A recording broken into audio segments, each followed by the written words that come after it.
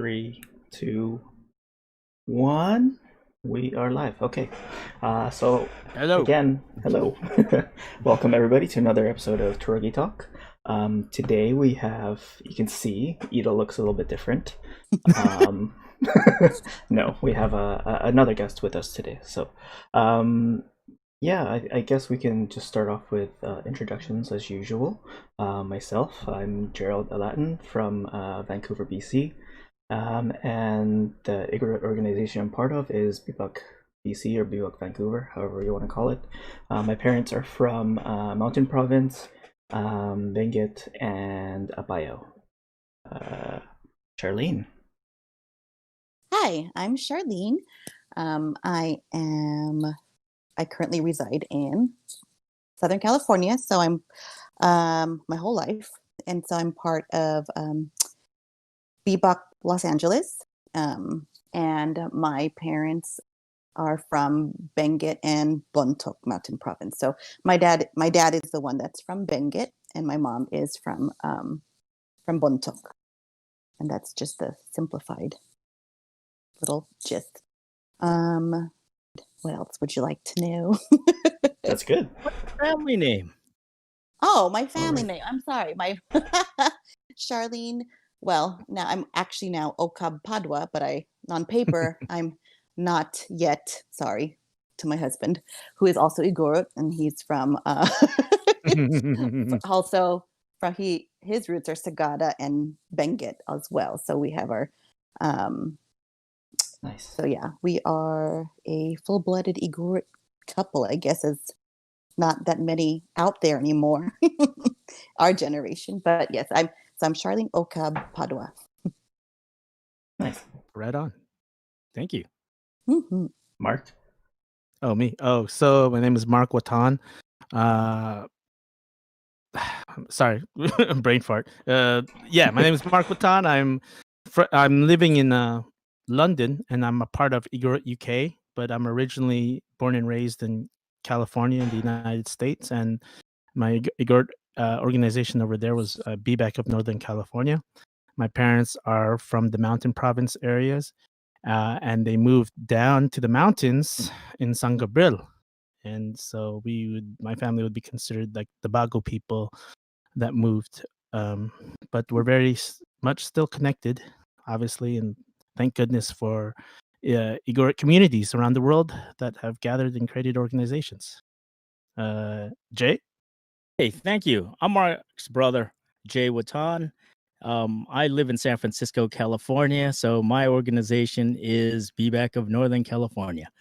We grew up here in San Francisco, but one of I think the great influencers of our Igorotness actually comes from the BIBAK of Los Angeles. And that organization itself influenced, I think, a whole lot of other Igorot organization or Igorot collaboration amongst ourselves.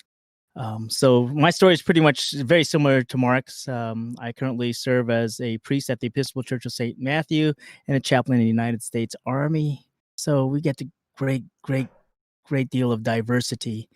But one of the things that I always get question of is, hey, what kind of Asian are you?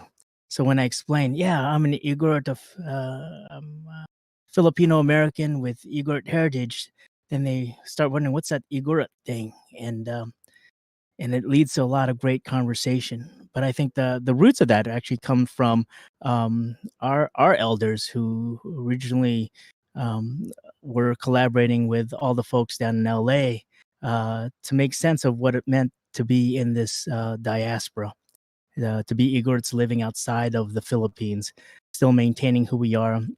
Knowing that there was a lot of conversation amongst Filipinos total in the United States and around the world about what that identity looks like. And so, like, want to welcome Charlene with us, who shares a wealth of experience. We came to know her, at least Mark and I came to know her from all of these church conferences. And eventually, some of those church conferences became Igorot conferences also. And family events and all of that. So, like, again, want to welcome you to the show and welcome you to. I see that you're sharing your LA Dodger pride there. Thank you. So, definitely came prepared for it. But like again, thank you so much. Now, one of the things that you did mention is about about finding an Igorot partner. Now, this is something that I've heard. There's an underlying thing that I hear with a lot of young Igorot folks. I'd like to find someone who's Igorot who's not related to me. Yeah.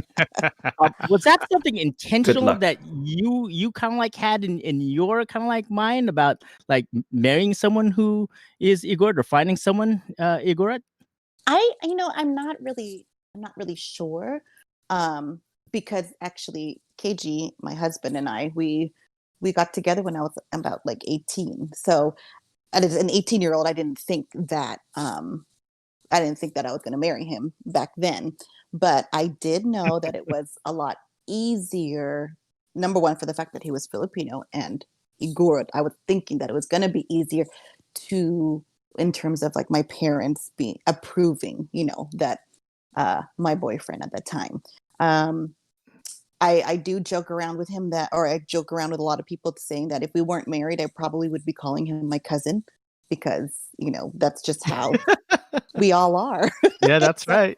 It's kind of hard. A lot of people that in our community that have married outside of the Filipino community, they get so confused because they're like, wait a minute, is everybody your cousin? And say, yeah, it's just easier to say it that way. But it was, in fact, the longer that we were together, it was something that made us actually even more proud that, it just so happened that we are both Igorot, but it was something that it was something that we could share together because we had similar experiences and, culturally and similar. He was actually born in the Philippines and he came here at the age of 8. So he had a lot more different experiences than I did.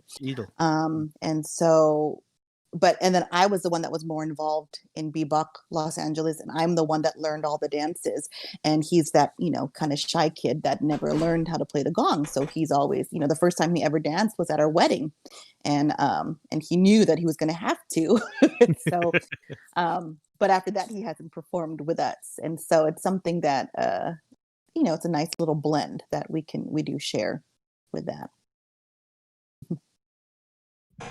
Yeah, that's a good point. It's just easier when your cultures are the same, if not at least similar. Similar, right? Yeah. So similar. Yeah. But yeah, the cousin thing's always funny. Yeah, I think every one of us here has married an Igorot partner. I think so, huh? Oh, yeah. That's true. Yeah, we all have. Really? Wow. Yeah, each one of us here has. I know. Oh, that's right. Even you, Jay. I've been trying to find connections. I'm like, okay, I think we're okay.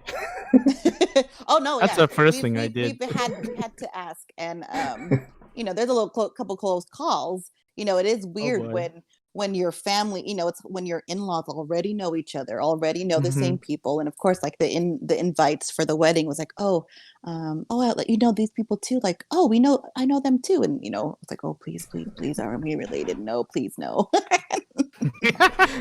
But yeah, I made sure mine's we weren't related because she was from Ifugao. Yeah, 2 different tribes. Yeah, you want to make sure. The other side of the mountain there. I don't know. Kankanai people end up everywhere.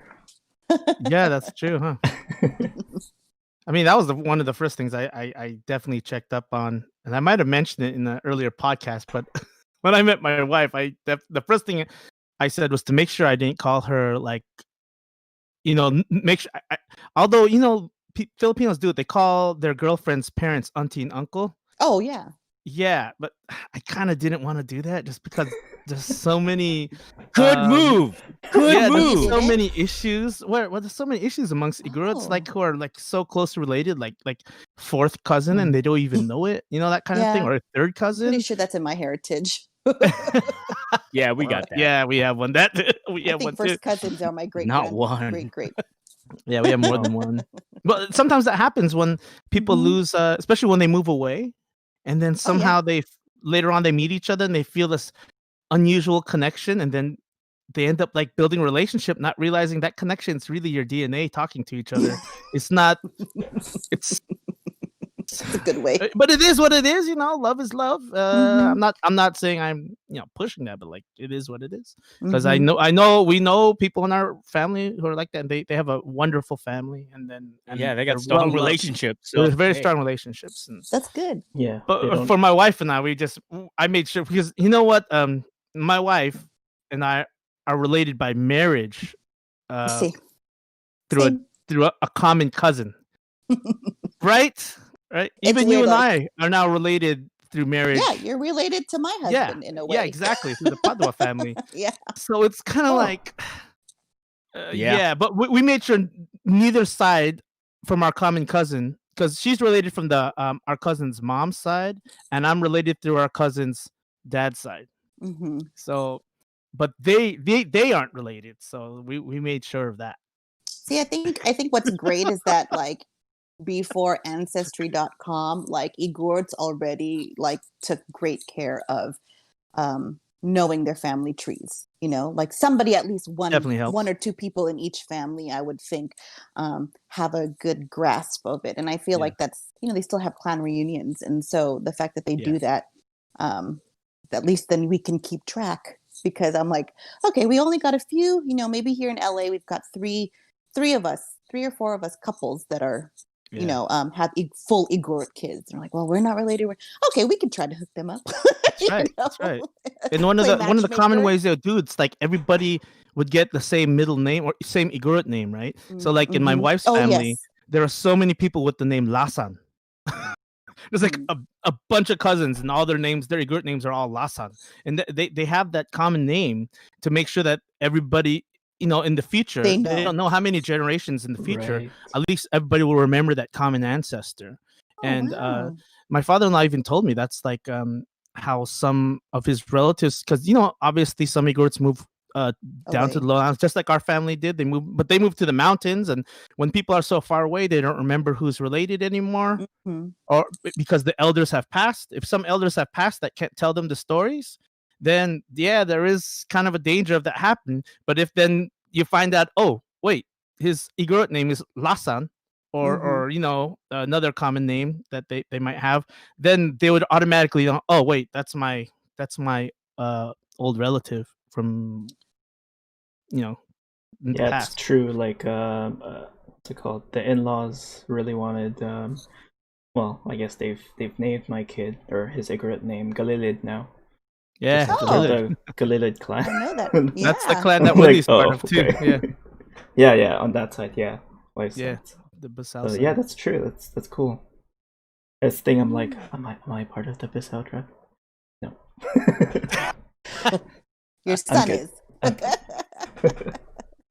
Yeah, it's funny how we talk about this, but there's a lot of people out there who wouldn't really understand how we're just saying, oh, I mean, maybe our family members are cousins and stuff, and they're together. But yeah, it's just what happens. I mean, everybody's in close proximity over there, especially a long time ago. I mean, what can you do? Mm-hmm. I know, it is what it is. I mean, there are some like other cultures, like in the UK, we live in a predominantly like Pakistani Indian neighborhood, and many of them have married like first cousins, and so there are definitely cultures around that actually do it on purpose. They do that because they believe Yeah, that it makes their that- bloodline stronger. But I exactly. don't think that's really that- our culture. No, That's close enough, No. but not too close. first But no. cousin. First cousin's pretty close. That's like, pretty close. That's your brothers and It's That just is sisters. pretty same, close. That's true. Yeah. Yeah, you share the same grandparent. But I mean, like, you're not gonna get kids with webbed feet or anything like that. As far as I I don't know. think so. the royal because- family, that's why they have blood issues, because the royal family here in the UK, they all have they have different genetic issues, particularly those hemophilia, where you can't stop bleeding, and that's because they married like cousins over Oh, they were like like all generations and generations. purebreds, basically. Right. In some And weird way, yeah. Well, that's to keep the money in the family, right? think So, about the Targaryens and Mm-hmm. yeah, that was a Yeah. thing for sure. That's Savages. but when families can keep their family lines, especially the Gululud clan. I mean, they I think they have 11. Was it 11 generations now? 11 generations Wow. all the way from their book's like this thick. It's like 2 inches thick, maybe bigger now, but like from like 2 people spawned like 6,000 plus. The fact that they And can go all the way up that tree is Yeah. really amazing. It's Yeah. pretty damn amazing. Yeah, they're Yeah, I probably know. the family that created. I mean, maybe even I don't know, just developed Basau in the sense because they've been Probably there for that's so how I long. feel like that's how usually That's how start, areas you are know. made. Yeah. True. I mean, you also that denotes a certain class too, because there's an actual record. A lot of folks, if you didn't come from like maybe a more educated class or more hooked up kind of class, the family record might almost disappear. Or if it's just verbal or right. oral. Right. True. So that's a great treasure to be able to have that. I mean, Yeah. we have a common ancestor, Gumunga, who we've probably did some informal tracing back, and we could probably trace almost 10,000 people Oh my gosh. with that, just by running the estimates. Because the only time that we've ever slowed down as a whole generation is kind of like my parents' generation, where they only had like 2 or 3 kids. Everyone else was having like 8 to 10. 15, yeah. So Yeah. so it's and that lineage runs for maybe about 6 generations, and they were pretty prolific. So that's some of the estimates. So In say addition to all the these- intermarrying. with these clans that have the trees like documented, where is this? Where can you find it?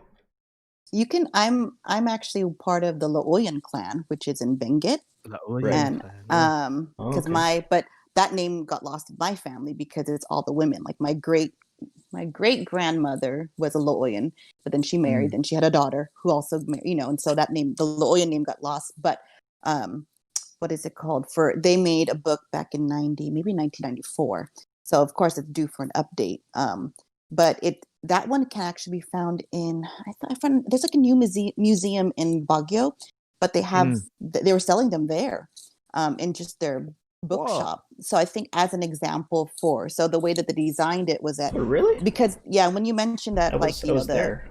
In how you're thinking that maybe the Gululuds helped start the the city, the Basau area, the town I think or village. that Clemente Laoyan, who is my great grandfather, I think he had all this land in Benguet and donated a big part of it to Benguet State University, and so that's why I think he got he was pretty much up there in terms of like status, I guess, or something like that. And so then he and his wife had maybe 10 or 12 kids. And so each chapter of the Laoyan book traces that his child's tree. So it's kind of amazing. And that is awesome.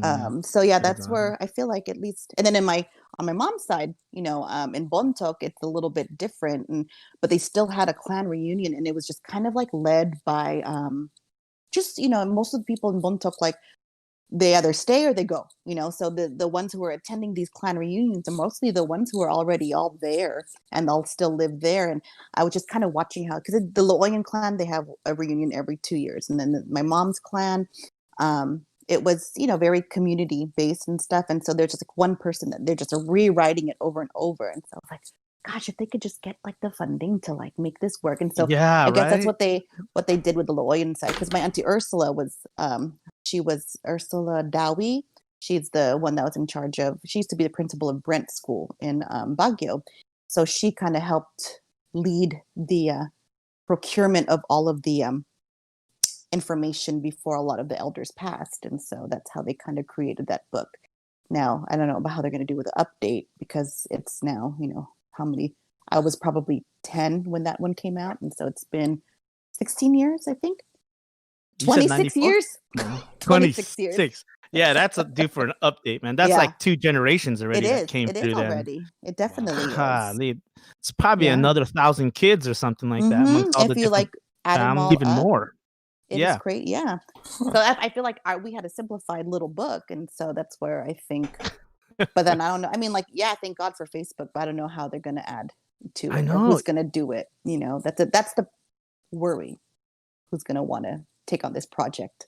It's a lot of Right. work, man. Mhm. But there's always one family that's kind of like, I don't know. I just noticed in all these different clans, like there's always one family that really puts the effort in. And it's Yes. usually because they're like the ones that keep almost like the holders of the stories of all the different families.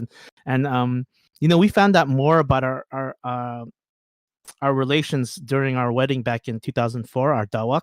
When Mhm. my wife and I had our dawak, we had visitors who came in and they said they were related to us, and then they knew everything about our clan, our side of the clan. And I was like, and it Oh. was, yeah, it was amazing. Which clan was that? And uh, the Gamunga clan. Oh, Cool. nice. Yeah, and they knew everything about us, but they knew everything about our side, even though we had moved down to San Mhm. Gabriel.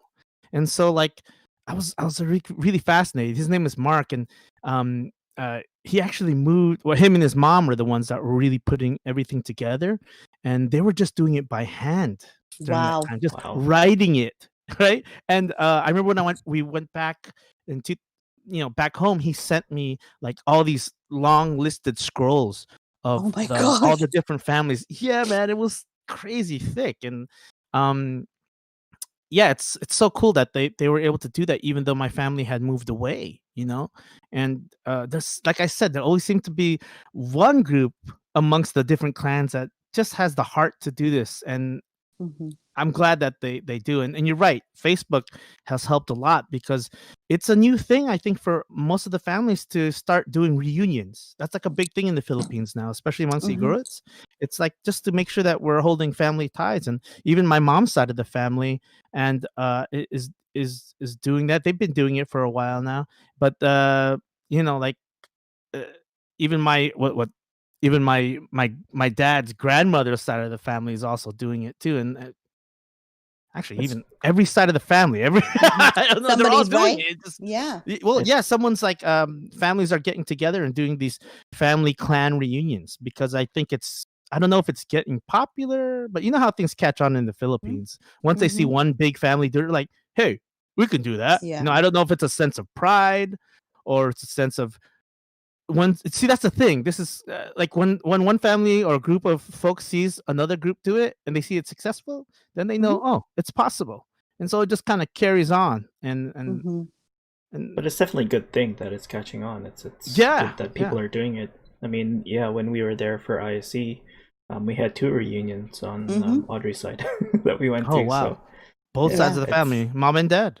no, yeah, actually, that's right, exactly. Oh wow. Wow. Yeah, it's That's it's awesome. definitely well, hopefully not a trend, but it's good for people to It's a I think reconnect. it's good just trend. becoming more common. I feel like Right, Yeah. maybe only like certain big families were having them, you know, right. but yeah, for it to be a lot just easier to do kind of thing. It doesn't, there is a book out there. I forgot, I don't remember where I've seen it, but I know there's a book out there called The Politics of Clan Reunions. It's you know, in the Oh wow. Igorot world, not the US, not the US Wait. clan. It's written Hmm. by an Igorot person. Yeah, it's about, I need to find where I've seen this, Wow. He but actually made a book about mhm, the like the politics. politics of Oh clan my reunions. god. Because I'm pretty Okay. sure, like I feel like it has to do with the you know, the Cultural wealth of the family. preservation or the You wealth know, of the well, family? Okay. maybe Yeah, the like, you know, status, type of the thing. class and Yeah, the status. Yeah, status. yeah. Yeah, Yeah, that's um, true. because like I saw the difference in the ways that, like, in terms of like the clan on my Bontok side versus the Benguet side, you know. So, but the fact that they were being done back, this was like back in '08 when I went back last time was 2011, but I think the last reunion I went to was in '08, I think so. It is published out of the University of Hawaii. The Oh, Politics of was it? Clan Reunions, Oh, you Ritual found it. Kinship and Cultural Transformation Oh. by, and I'm trying to, Gaston Kibiten. When was this I don't made? remember where I've seen this book advertised. Maybe somebody has had it. I'm trying to look at the year. Interesting. 2016. Wow. Huh. And you could pick it Wow. up. On Hello? Amazon? Oh, I thought I was Amazon. frozen. On Jay, Amazon, maybe? Jay is frozen. That's a Sometimes lot. it's Published his at, kid will run in looks and like- knock everything over. I thought it I was. wouldn't be surprised. Hey Jay, you froze, bro. Did you did you actually give out the Yeah. name? You froze for like 30 I seconds. thought it was. Oh, did I freeze? Pause. Yeah, man. What I happened? thought that was just all for It drama. was. It Right. was. Sorry. So it looks like it's available at the University of Wow. Hawaii bookstore, and it's Okay, published wow. by Ateneo de Manila University Press. Man, there's always I good really stuff don't coming know. out of Hawaii, The- man. The researcher is Gaston P. Giviten. I really don't know where I've Interesting. seen that, but I just knew it existed. So Oh, okay. Wow. Yeah. but it does exist, and it's there. The politics of clan reunions, and the work surveys the social, economic, and cultural context that have contributed to the recent organizing and performances of clan reunions, particularly among kankanaes, which that kind of covers a lot of us. And conversely, the actions that these kin reunions perform on these given settings. Moreover, it considers how members of kin groups come together in order to affect integration and solidarity amongst the ranks, while at the same time examining seriously how social asymmetricies and concentrations come to play in these new rituals of kinship. Whoa. So it sounds like really cool research. Wow. Yeah. Yeah, And think this it's- is true for us. I sorry. mean, this is kind of like what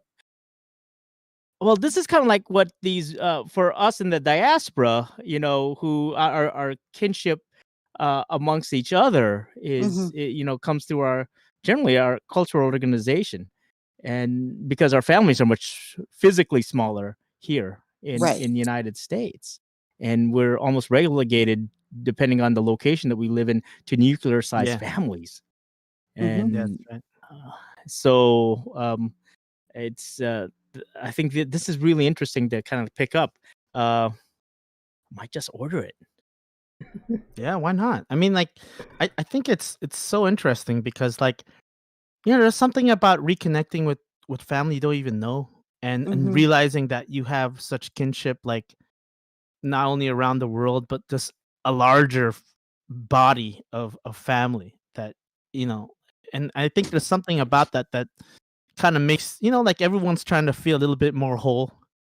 And there's something about that I think kind of like makes people feel a little bit more complete when they find out more about each other, even if they're too shy to meet their cousins, which I've experienced that with some of my other cousins. Sometimes they get a little bit shy to meet you because they don't know who you are really, but they like to know that they're related to you. Sometimes that Yes. happens, Like when you were younger or still now? Did he freeze it's like Facebook. Oh. So they want to know that Philippines, they have this sense of shyness.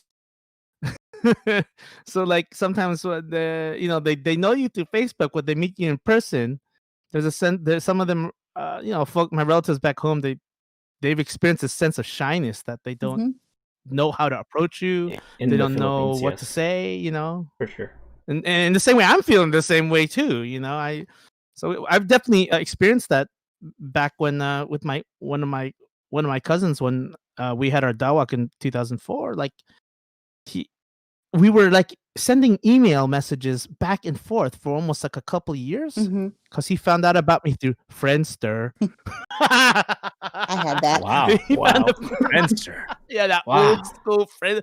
Yeah, That he is cool. found out about me through there. He sent a message to email. Then we just started talking and chatting. And he said, "I'll see you at the wedding," because I Aw. told him that we were having the dawak in Baguio, and so we get married. We're doing the whole rituals and all that stuff. And some part of the celebration part on the third day is like everybody comes, and sometimes they do presentations in front of the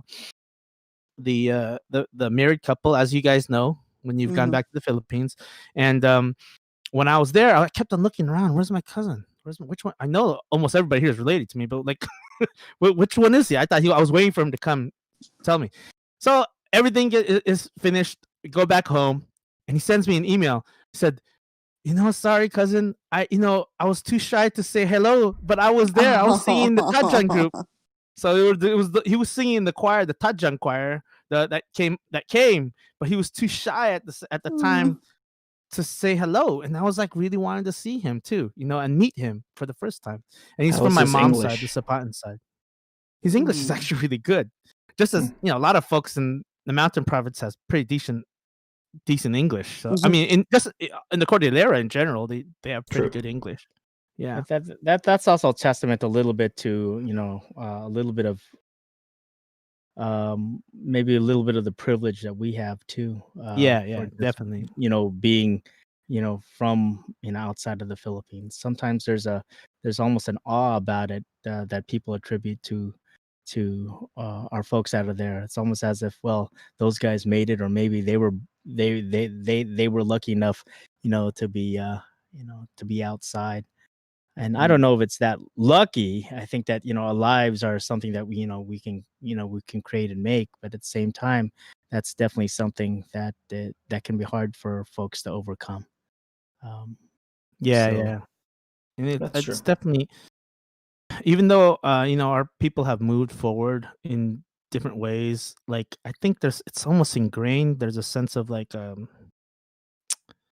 don't know, like you said, like sometimes there's most people won't admit it, but yeah, I see it. There's a sense of class sometimes, and sometimes they see that people who've made it, who've been born abroad, are like, in their mind they've created this vision of them, of I don't know what kind of class they are, but you know how it goes. And when you go over there, they see you have maybe that sense of privilege, and they just don't know how to approach you because definitely. yeah, and I hate having to say it that way because I don't think I'm in any class higher or lower or whatever. You know what I mean? I think they're always just nervous because, like, Yeah. I grew up actually writing my cousins back and forth in the Bontoc on my mom's side. My dad's side, they're all here. But my mom's side, my grandparents encouraged us to write letters back and forth. So we wrote letters all the time. And I visited there when I was 7. But, as kids, we were able to play like almost right away. But then when we were older, it was kind of like, a little different. But we eventually were able to like hang out again. But I would hear from my uncle's neighbors, like my uncle lives in like a regular house there in Bontoc. But, like I always say, like, I love going to the Philippines. I can't deal with the bugs.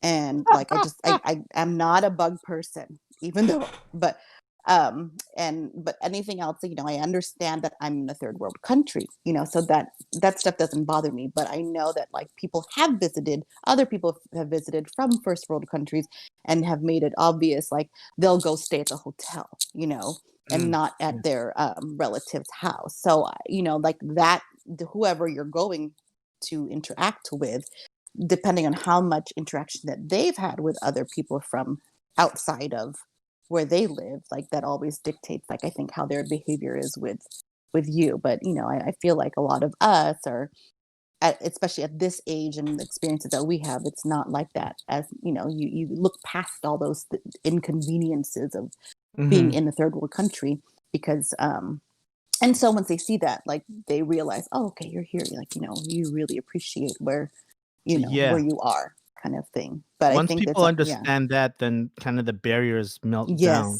They realize, like, oh, you're actually just normal. Like, like they'll say, are you okay with this? Are you okay with this? Things like that. It's like, no, I'm fine. Right. Just get that cockroach away from me, but I'm okay. I used to tell my kids all these stories about how life in the Philippines was, and that's where we came from. And so when we went over there, my parents have subsequently built a pretty large home, and so we oftentimes stay there. But things have certainly changed in the Philippines in terms of like the OFW money that's been brought in, some of the people coming back, returning back. And so at least in the region that we come from, and in Sangerville, La Union, it has definitely changed.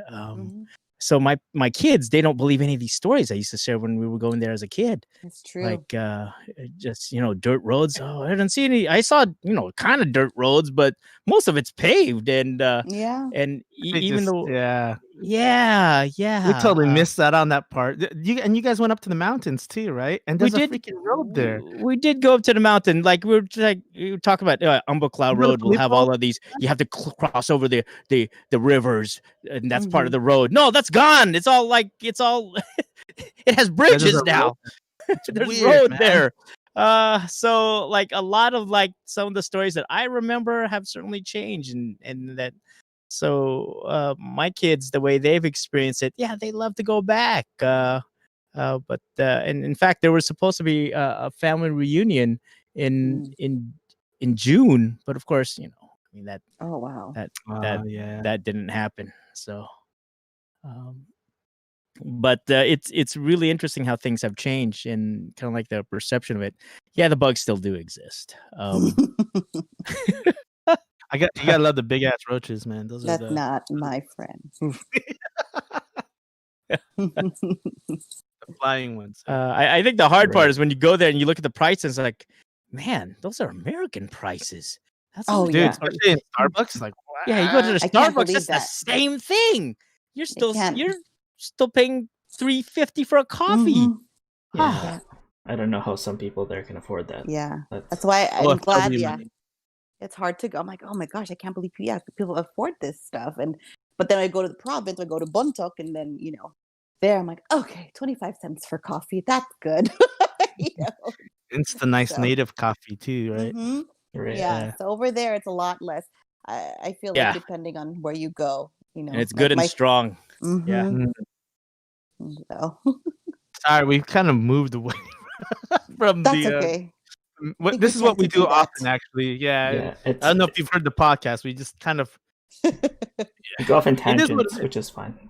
yeah. But actually, going off the familial theme here, just wondering, is everybody does everybody here know like their whole lineage and on like both sides of the parents? Have you met like as many people as you can? And if you have, what kind of strategies can people use to kind of connect with all those people? Because I mean, that's it. Sometimes it's hard to find them. Sometimes it's easy, but Right. yeah, definitely on my dad's side, I haven't explored that as much. Yeah, I don't know what your guys' experience are with that. We've And met. it really No, go ahead, bro. Go ahead. I can say the same thing I am, anyways. Well, maybe a little bit different, but it does help to have the opportunity to go back to Philippines and go back and see some of your relatives and meet them, because they will tell you, how everyone is related, because they generally still know, because they visually have seen or have heard. And so that really helps. Of our cousins who've never had the chance to go back, well, you ask them about if they ever want to go back. Well, no, not really. And so that was never facilitated for them. So when my kids had an opportunity to go back, being a little bit older, my son is 15 now and my daughter is 8, but they went back 2 years ago, and we stayed for a few months, and to have these kind of memories and to know where they're from, to go visit also their mom's side also was really important, because we ended Yeah. up going and visiting some of that Ifugao side and seeing some of the relatives on that side. That was just really important. The fact that they know that that's something that they're connected to. It being third generation in the United States means that you're not going to retain as much as a second generation already. But at least they have a knowledge of what that might be. So if there is a cultural night at their school, they show up in Igorot gear, and they have a rough understanding, at least my son does, of like how to play some of the gong beats. He has his own wanus, and he knows where he's physically seen where his ancestors are from. So there is that connection. So all of these little like Igorot statues that we have hanging out in the house, I don't know if you have some of those. I have a few Mhm. of those. But those will have meaning for him and my daughter. And so when they're older and, long gone, that might be something that they will pass on to their family. Now, in Ifugao culture, there's even more stuff that is hidden. So girls have a certain responsibility as being keepers of the culture. And that's Oh, something that wow. I hope that my daughter's mom will groom into her, is having that responsibility to be a keeper of the culture. And they even get like artifacts that they pass on to the firstborn girls of the generation. Wow. And yeah, yeah, there's some serious stuff about that. And what is the other thing that happens is that if you lose that connection to your ancestors, generally there's a lot of this um, uh, uh, uh, a lot of folklore that goes into, maybe that's the explanation of why not so good things happen to you. But when you do have a connection to this and you honor that, then you have the acknowledgement that your ancestors in spirit go with you, go forward with you. And so there's things to be said about that. And sometimes the Christian faith, which is the faith that I guess most of us are like are indoctrined with and uphold dearly. But there's some of that mystery out there that we can't fully explain. But what I see within our culture is that there's definitely this deep connection to the spirit of our ancestors. And having that connection certainly allows us to maybe uh, see more, achieve more, or just know that there's something else out there. So um, that that that that strengthens you. So Right. to me, that's the opportunity to go back, if you can. That's not afforded to everyone, of course. But if you can, and there's someone to help facilitate that, not just going to Boracay, I don't think that counts. Mhm. I've had relatives who go, they go to the holiday spots. You can do that anywhere, man. You go to Fiji, and all that. Yeah. But if you're actually going to go back to your ancestral lands, go back and see your relatives. Go back, at least make conversation. Hey, I'm so and so, and this is my mom, and this is my dad, and this is where we from, and hopefully, what I find is that the people over there in Philippines welcome you back. Oh, yeah. And they generally welcome you back if they know your family, and they try to do good for you. Now, I know not every family's set up that way, but generally that's what I find, is that everyone gets a lot more joyful, because they will be surprised that you remember them. Mhm. You Yeah, were they'll be and happy to know that you're looking. yeah, Right, yeah, and right. that they feel quite honored when they know that you're remembering them in Mhm. that way. And those are even better facilitated with certain aspects of social media. And that's what I found, is that I still have connections with these guys a lot of times through these social media things.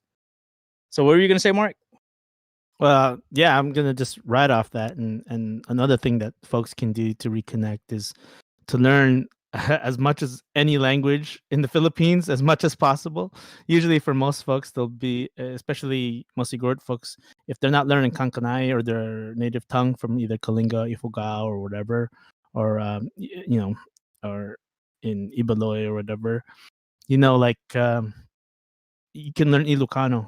And we've kind of talked about this. You can learn little bits of Ilocano so that you can speak to the relatives, even if it's like speaking like a baby. Mhm. I think it's getting, for most second generations and most of the folks born abroad. There's like even for us, there's like a shyness to speak. It's not that folks don't want to speak it. It's just they're embarrassed about how they're speaking because they don't want to butcher the language. But I think for most folks, you I think it's just to get over that and just try to speak what you can, and even if it's just yes and no, Mhm. you can learn, you can try to do that. And if you want to try and learn and you're in the Philippines, the best people to learn from in the beginning is the little kids. Yes. Because the little kids, they'll speak in they'll speak a little bit slower, and they'll speak in probably uh, they won't speak as fast, and they'll be able to speak it probably at your level, which Yeah. which is a child's level. So you can learn a lot of the phrases from the kids. And I remember when I was going back in the 80s. I was a kid then too, but in the 90s, I learned a lot just speaking to the kids because they were making fun of me and stuff, of course, right? And it was funny, but you just learn a lot of stuff. Of course, you can also learn a lot of bad words too. Not from the kids, but you can learn the bad words. That's always the easiest ones to remember at first. But I think Yeah, learning language helps. Yeah. If you can remember all the things that your parents said when they were mad at you. That's the ones I can repeat the easiest. Right, exactly. So I think that helps a lot. And you have to think too, when you go back home, if you can go back home, and when you meet your relatives, I think that most of them will be more shy Mhm. to meet you than you to meet them. So I think it's just, I'm starting to realize and learn over time that it's just best to step forward and show that you're just as normal as anybody else. You're a normal human being, and and you melt that bridge, or you melt that part down, and you'll start to learn more about your family, and it'll be much easier. How about you, Charlene? I think that I was one of the fortunate ones here, like being born into a family that already was like working on, tracking our lineage, Mm. and like on my mom's side and my dad's side. Granted, like I know everything about my paternal grandmother. I don't know anything about my paternal grandfather. Like I know that Okab was a name that was just kind of picked. So then I asked my dad, like, what was our name supposed to be? He's like, oh, I don't know. I was like, are you sure you don't? But I guess my grandma's called like the Loyan side kind of was the stronger of the Loyan versus or. So anyway, so that was like that interest didn't come up until much later. So it came up a lot with discussing with my cousins. And then other things that I noticed were my fellow, cousins also, or relatives here in LA, or, in BIBAK LA. And some people, the interest level is all very different depending on the age and everything. So like when people were going back home, they were going at an age where they were not ready to, appreciate what they were around. And so now being, we're all starting our own families, it's kind of like, oh wait, I don't even know much. Like even KG doesn't know very much about his heritage, just because maybe their families like didn't really talk about it. So the only advice that I could think of is like Facebook. Like it's like a lot of people, and I mean, I'm because KG doesn't really use Facebook, so I'm the one connected to all of his relatives. It's like, oh, look what your cousin's doing. And so sometimes and then for my mom's side too, I know as much about, same thing, my maternal grandmother I know a lot about. I do know enough about my grandfather as well, but there's other like cousins, like other extended family that what is it called? And I'm like, I don't know, because his last name's Fugsao. And so I'm like, oh, there's other Fugsaos around, but there's not but I guess my grandpa had a bunch of sisters, so like direct cousins, there's not a lot of direct Fugsaos, but the clan I don't really even know who's in charge of tracking that. My uncle, I'm luckily my mom's brother is doing a lot of like tracking, but it's just on him. So it's kind of, it's kind of a lot to that.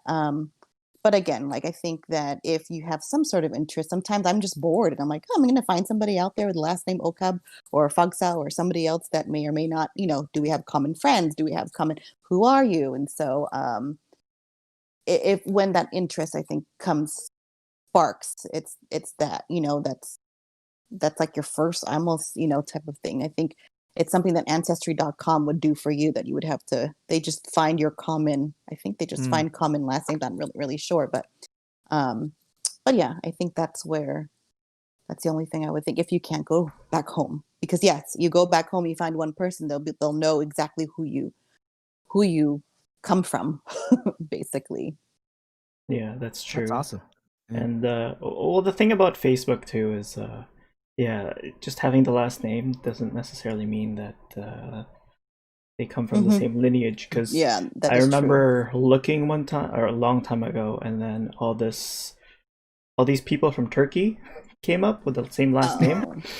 Oh wow. They Yeah. were not Filipino, No. but yeah, same last name. It was really interesting. So I don't know, maybe the origin of Same with my Padua. last name.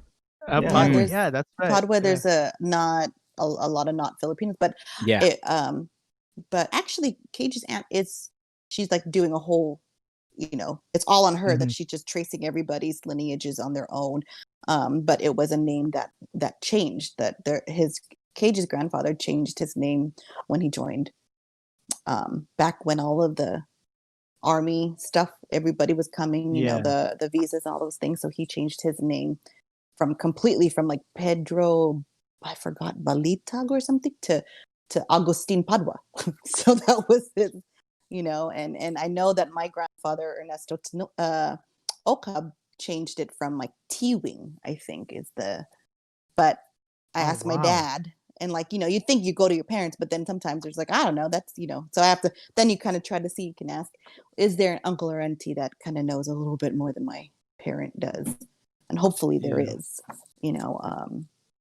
like that's where, I mean, That's quite common, like the Yeah. changing in the names. I mean, Yeah. like my wife's original name is Gitilin, but then her great grandfather changed it to Puutin, or the great grandfather, I think, changed it to Puutin, and so they change it, especially. So Okab, was that your great grandfather's name, just or my grandfather, he you're just, was that yeah, his I mean, actual name, Okab? no, his name was Ernesto. See, on my dad's side, I don't know, in Benguet. And my mom likes to point, or my mom has like told me that like a lot of well, yeah, like most Igorots, you just have one name. Like, so you'll One have name in the old days, four yeah. siblings, and they each have their own name.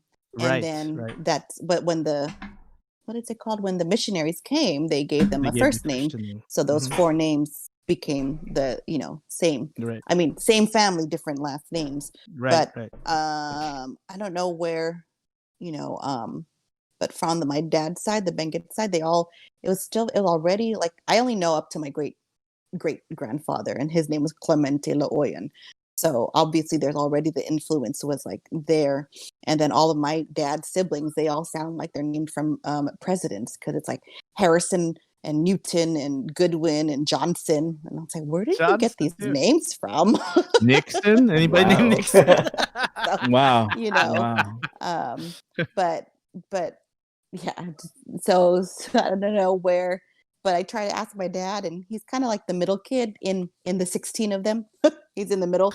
Jesus, But I try to crazy. ask him, and he just kind of like, I don't know, he knows. So I have to, that's the kind of things like, my cousins and I would just kind of try to keep asking, but there's not a lot of people on my grandfather's side that we know of. You know what I find really interesting is how like a lot of these names originated, and it not necessarily based on meaning, but it phonetically sounds good to the ears. And then they think, oh, okay, the meaning's good too. But a lot of times it was based on it phonetically sounded good, like Owatan, which is where Watan comes from, which is our great grandfather's name, or great grandfather. grandfather's name. Our great grandfather's name is Uwatan, but then somehow it got changed to Watan. And somewhere along the lines, yeah. a few of his descendants decided to cut the O part and just make Watan. And the best explanation I could hear from that is either when the Americans were taking down those registration names, they just cut the O part and made it Watan, and then or You didn't hear the O, because a lot of didn't hear the Ilocanos, they O? always say O in front of, sometimes they Yeah, say O. A lot of Ilocanos say it. Mhm. So like then- probably when they went down, they didn't hear the O, they just heard Watan.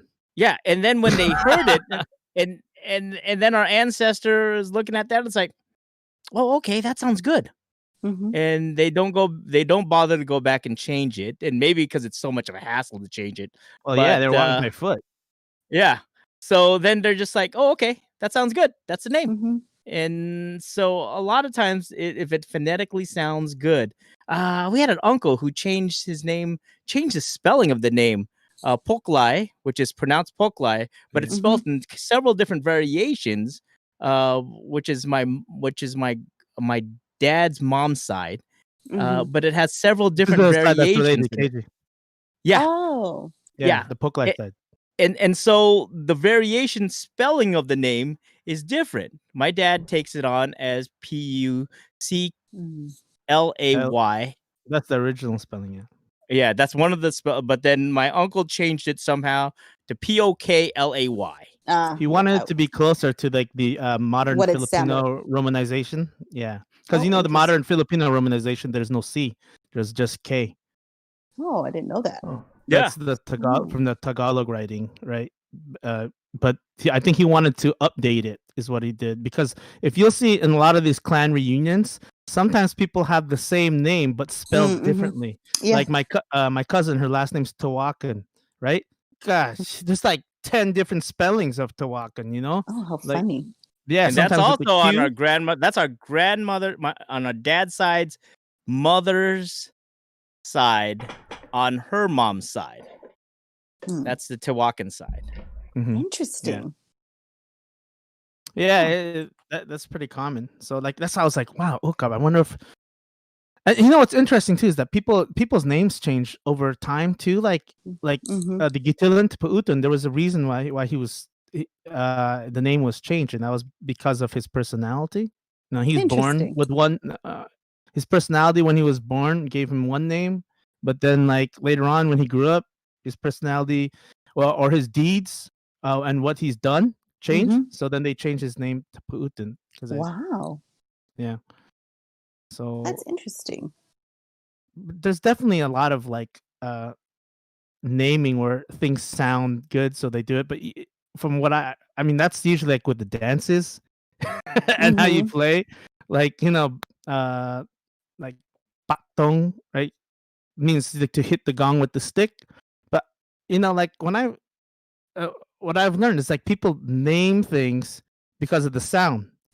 Patong, patong, patong, so like like balang, bang, bang, like there's no like there's no meaning for the. There's no meaning. They just named it because that's the sound. So balang, bang, balang, bang, balang, bang, right? Or patong, patong, They say, oh, that's the sound when you hit with the stick. Oh, say, what? How come this is called tick tick? Oh, it's because it says tick tick tick tick tick tick tick. It's a lot more simpler than it's just simple. It's, like in Filipino martial arts, like I was learning my teachers from Cebu, and there's this when you hit with the butt of the stick, he said that's pok pok, and I said why is it called pok pok? Because when you hit somebody in the head, it makes the sound pok pok. So I was like, oh yeah, so that's so Filipino, man. Like the way that we name things, just like the sound that it makes. That's pok pok. Anyways, that's so funny. But yeah, I think even the chanting, like people will choose certain rhymes because of the way. Certain sounds because of the way they'll chant it a certain way cleverly because it rhymes phonetically in a certain way as well. It's just like like in rap, right? Yeah, so like that makes a lot of sense, and something with the culture that's agreeable to this. That's true. But you're not the only one, by the way, who's seen their name connected with non-Filipino, because our last name Watan, most people will connect us to Japanese, but that's usually like Watanabe or something like that. Oh, right. But you know who they it's because Watan in Arabic means nation. So like I've met or the like land. Yeah, or land. And I've met like other folks who speak Arabic, and they told me, they said, your last name is Watan? And I was like, yeah. Do you know what that means in my country? And then, so my older cousin, who didn't realize that our last name was changed from Owatan to Watan, he started I mean, like before he talked to me, he said I did a Facebook search and I found all these Wotans, Oh but no. none of them are Filipino. Yeah. Like that's because Exactly. our great grandfather changed the name. That's Mhm. but it was either actually it could have been it was either his children that probably changed the name because they're the ones that had to register the name. So could even be our grandpa. Who knows? Unfortunately, they're all passed away, so we don't know that history. Yeah, that's always the hardest. Yeah, that's Yeah, something- I Yeah, know. the people would actually know. Yeah, we weren't old enough to think of these questions. Right. That's like Yeah. that's the hardest part. It's like when you come of age, Yeah, that's when your Yeah, I know. resources are a lot more limited. Well, for Audrey's last name, that was it was changed, but it was also changed again because of a typo or something. Like Mm-hmm. it wasn't spelled Yeah, correctly. yeah. So I mean, it wasn't always Castro. I think it was meant to be Castor, but that didn't even happen. That's good. Oh my But then gosh. that was changed from. I'm not gonna say it because I'm just gonna butcher it. I don't remember it properly. But yeah, it wasn't always Castro. So if they do a Wow, last name man. search, that's gonna be totally different. So Yeah. perhaps then doing the DNA search might be quite helpful if people go on to the ancestry.com Yeah, I guess if or it's 23andMe. DNA based, Yes, exactly. DNA based, yeah. Oh, Charlene, we were thinking of doing this in a future podcast, but doing all of us, doing like Oh, a do the DNA ancestry.com thing, Uh-huh. especially when it's on sale, We're waiting for Black and Friday. then doing a little Black bit of Friday. a reveal. Oh, that I would think be that'd cool. be a little bit. Yeah, Yeah, it'd be very it'd be cool. pretty interesting. And I think I was just talking to Justice, right, one of our youth from here. He did, I think, 23andMe, and yeah, found some, I don't know, random relatives in like the States and like I think even East Oh, Coast or wow. something like that. So pretty interesting because I think it can connect you to other people, right? So I don't know how. Yeah, I mean, I think the more, and it is good, the more people that could do it, the Yeah. more, you hear that? And 23andMe? Yeah. Wait, so which one are we Sponsor gonna us, do? just kidding. 23andMe or Or- ancestry.com? No, since I Both? think since Jay, well, that'd be nice if we could do both. But since Jay's already done Ancestry, Mm-hmm. we should stick with that at least. Yeah. And yeah, but then I was just looking at it. 23andMe, if you order more than one kit or something, you get like 20% off or some Huh? discount. So Really? Try So both. there's that incentive. Yeah, and they're both See if they say the same thing. right. Yeah, Exactly. yeah. Huh.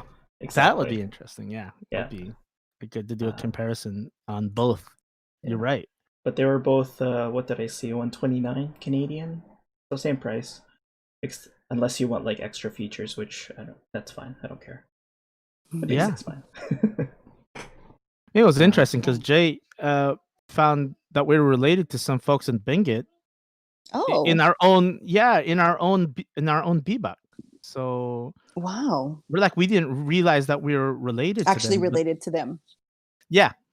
Dude, and the thing is, I don't think they do it. They do it by DNA, right, Jay? Or do they do it by name? I don't think it's by name because our names are so No, different. DNA. It'd be DNA. Mm, DNA. They do it by DNA, right?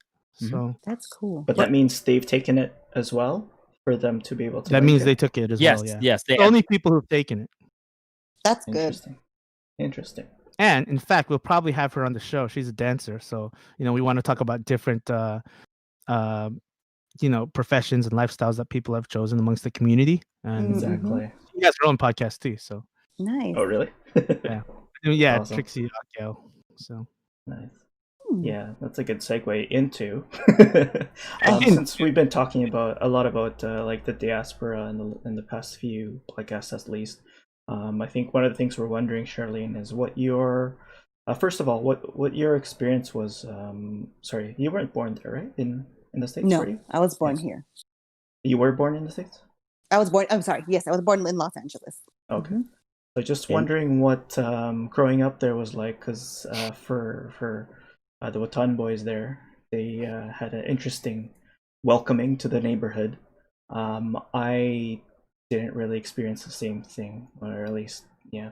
in terms of race relations, Yeah, in terms of Yeah. racism and then discrimination against First of all, being Filipino, and then being Igorot as well, amongst other Filipinos. So, yeah, what was your experience around that, or has it been good, or I don't know? I think for me, I've been very like fortunate to not really share too many negative experiences. I don't know if it's generational, maybe even if women versus men experience different things, or girls versus boys. But to sum it up quickly, I was born in LA. We lived in 2 different suburbs of LA when I growing up. So and in those areas there were a lot of Filipinos. The first city that I lived in is West Covina, and like down the street back then, it was mixed, but I had, like, when I would go to school, I had like one Filipino classmate.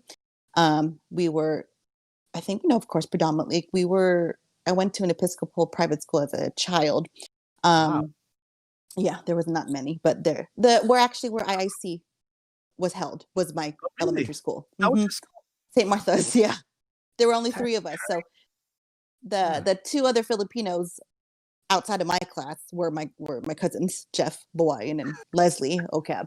So anyway, so it kind of, I was fortunate to grow up around other Filipinos. So as a child, I didn't really see, we had black, white, Mexican, Indian, everything. So I don't know if that's just because I'm in Southern California or whatnot.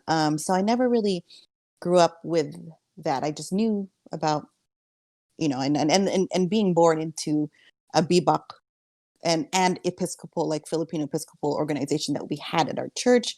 I was just surrounded by people of my skin tone and my culture and everything. And then, and so when we moved from West Covina to Chino Hills, which is another suburb just east of West Covina, I encountered a lot more Filipinos that also did the same local migration that a lot of Filipinos that I was going to, mostly junior high. It's like, like in elementary school, you're kind of mixed with whatever kids you have, doesn't matter what race you are. Junior high school is when you start to like kind of split off, and then all the Filipinos are together, all the white people, and that's like when everyone's segregated a lot more. That was my experience in terms of junior high. I think my group of friends in elementary were, there's white, black, and Filipino. And then by the time we reached junior high, it was hard to keep that little circle together, because then everybody started to separate. You have periods and all that, like different periods, and everyone's all separated and stuff. Oh. And so you don't have the same friends.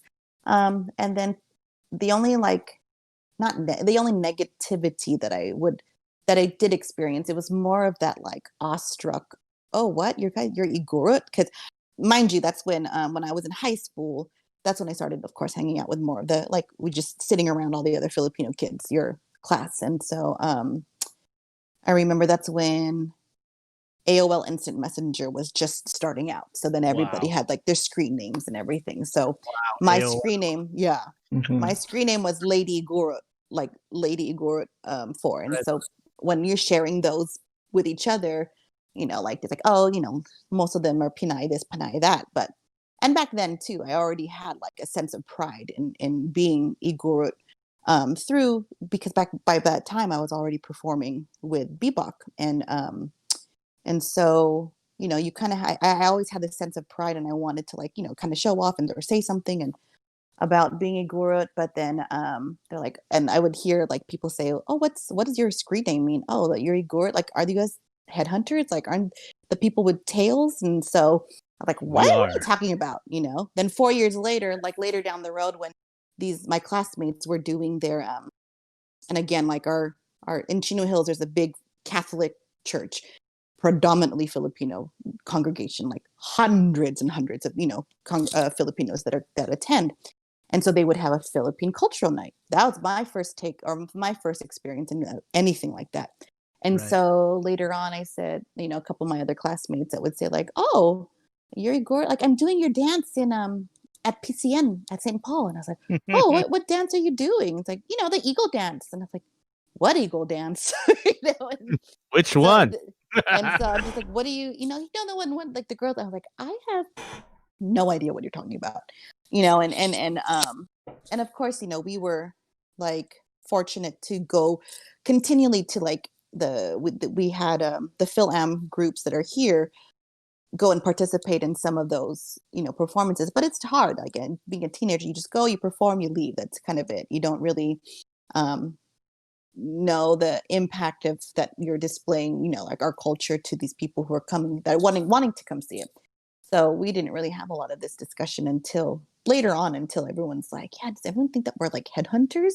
And like even got that when I started at my job, which I've been at for 10 years, which I guess that's another segue too. But I work as a lab tech in a biology lab for the sanitation districts of LA County.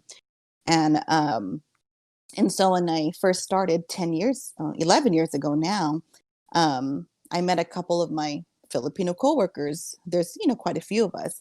And then I said I was Igorot, and like the response back then, of course, is I didn't know it. We didn't know each other and didn't have any more discussion. But at that time, one of my coworkers said, "Oh, I learned about you guys in school," because she was born in the Philippines. And I was like, "I'm pretty sure you didn't really learn anything that was like truthful to," she's like, "Oh, I learned about Igorots," and but it took years of conversation to understand each other's culture, because she's from the island of Negros, and so she, so we kind of like have had that exchange. And so I think that I've been very fortunate to have not experienced a lot of any, forms of, not really racism, but it was just a lot of stereotyping was the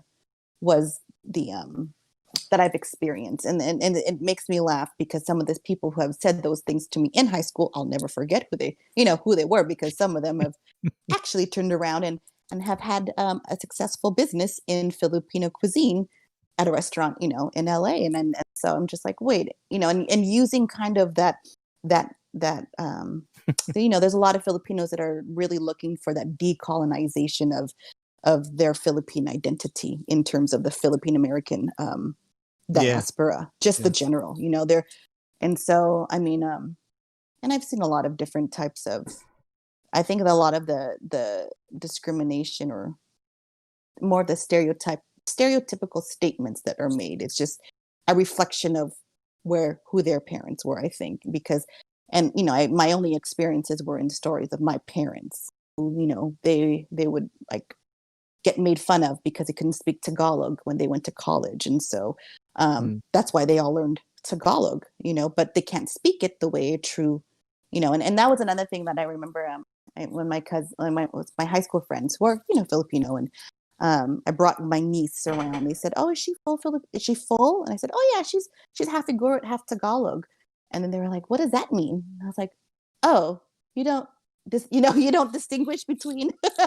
And so to them, they're just like, "Oh, she's Filipino." But to me, it's like, "Oh yeah, she's half Igorot, half Tagalog." And I was like, "Oh, I didn't realize that there was a, that people don't discern where they're from in terms of the Philippines." So anyway, that's kind of my gist and my experiences. But I've been fortunate to not have too many negative ones outside of just just comments here and there.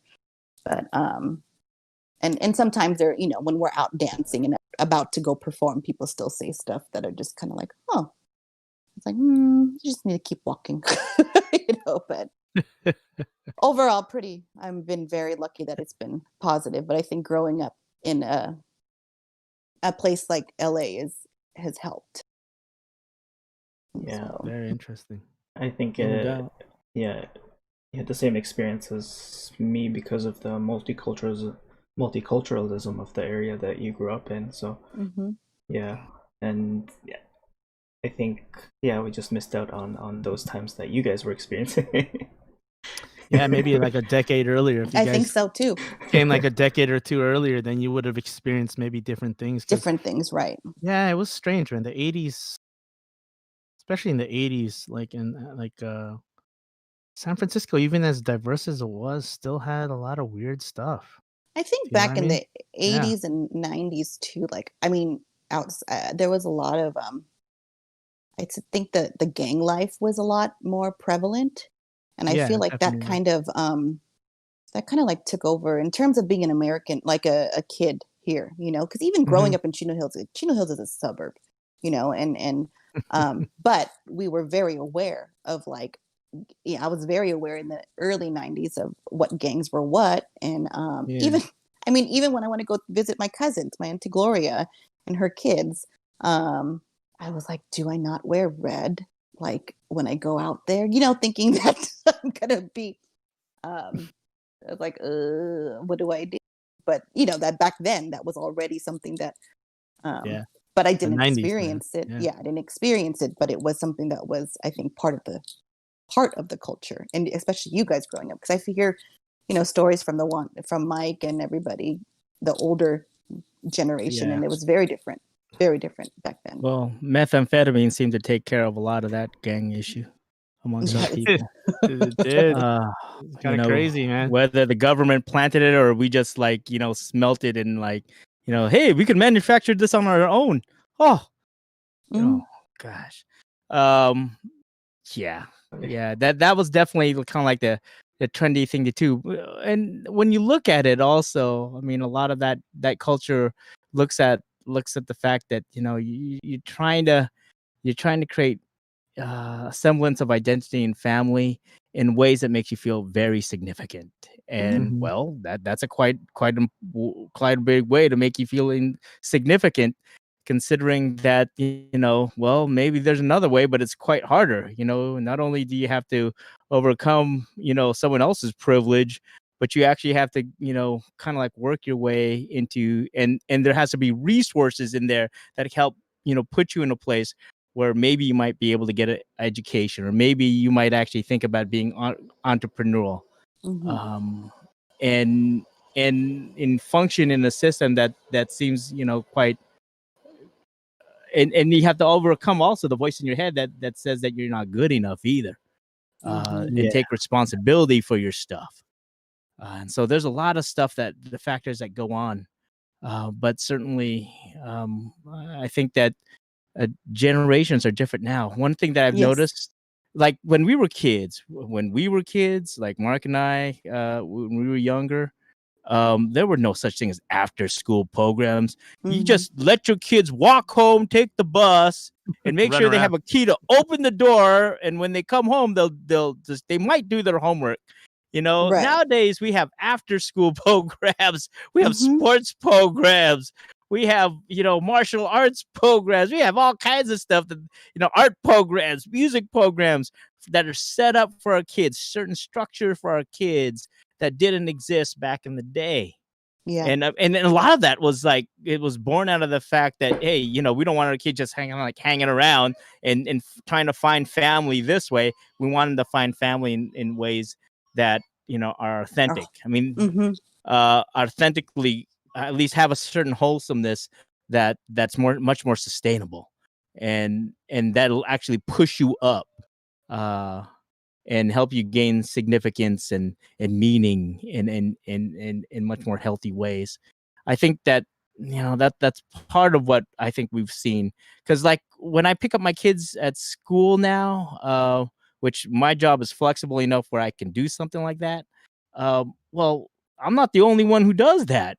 A lot of parents do this now, or they put their kid in the after school program, or the music program, or the martial arts, or the sports program, and then they pick their kids up later. But you don't see as much of the kids walking home latchkey as it was back not in the anymore. day. Oh no, I would think that it would be extremely frowned upon, because we remember our experience, and it's like, oh no, I don't want them to get jumped on the bus, you know. And so my kid only hears about these stories. He asked me a couple weeks ago, hey, was it much more dangerous back then or now? I was like, oh no, back then was much Maybe it's more dangerous in a different way now. Like you Very, got stuff like cyberbullying and stuff. We never had to deal with that stuff, but yeah, definitely. If you're walking home, always got to watch out, man. Yeah, and I think that's where, I mean, I feel like maybe because you guys were guys, but at the same time, I know a lot of girls are really tough, and you know, like just as many girls getting into fights, like my cut, you know, and right. But I was just a few years shy of that type of lifestyle, you know, and but but yeah, I mean, I was close enough to hear about other people's direct experiences, but yeah. Right. right. Things have definitely changed, Hmm. for sure. I In mean, how and we, I like, sorry, I feel like that's what back then the beboks were a lot maybe stronger. Maybe the parents knew, the parents had to have known. I mean, my brother-in-law was sent back to the Philippines for like at least a year because he was getting into too much trouble around, and I mean, and that was another common thing that I heard other Filipino parents did with their Mhm. kids. But Yeah. outside of that, I think that that unknowingly, I feel like Bebop Los Angeles at least held some sort of like extra familial um, community or another community for people to go to, um, and like that's something that we are trying to continue to do. But it's like, we as Bebop Los Angeles, it's our board is now consists of my generation, and I'm like the younger of the generation, but it's all because we're just trying to keep something for our kids to look forward to. Right. Outside of COVID, we were getting the momentum going to try to start, planning at least park gatherings, and we started the year off great with a start of the year like holiday party, which is something that I think everyone, we're all used to, like the bebox. um I don't know, like speaking as a member of Bebop Los Angeles, I don't know how really like why they formed. And I feel like it's just because they wanted to get together. I feel like Bebop Los Angeles was formed back in 1960 by families that were trying to help other Igorot families start and assimilate to the US lifestyle. And I'm sure that that's how it was over there, because you just try to be like, oh, are you Igorot too? Like, doesn't matter what tribe you're from, doesn't matter what Yeah. family you're from. It was kind of like, we're here to help Different you then. type of thing, Mm. and it was very much like, oh yeah, we can help you get jobs, this and this and this, and then when I think growing up, in the 90s and stuff like that, I think for me, Bebop Los Angeles was already well established and well into their prime. So, but I was able to witness a lot of like, the Igorot Quarterly. I don't know if you remember that, Yeah. We used to Gerald. receive it all the time. Yeah, and my Mm. parents, like, it was something that, pre-Facebook and everything, it was just a way to keep all like, and so that's why I feel like I was fortunate enough to already know that there are Igorots all around the world, because they would list all the bebop Mm. organizations that existed. So I already knew, like, okay, there's Igorots like, in Spain and Canada and and Australia. And so I feel like I was just fortunate, just I was born at the right time in the right place, kind of thing, to be able to see the peak, but then also be part of like the decline in terms of just how people have evolved. And so we're here just to kind of pick everything, back up and push back towards, we're working towards hopefully we already applied, I think back in February, for Yeah. nonprofit status to try to work with the Phil-Am community here, and then also just try to, I know it's not going to be the same exact thing that we had, but enough for our kids, like, to just teach our kids our culture the way that we learned it, because now it's really, on us type of thing. And so that was something like, I got so used to like, leading practices and doing these.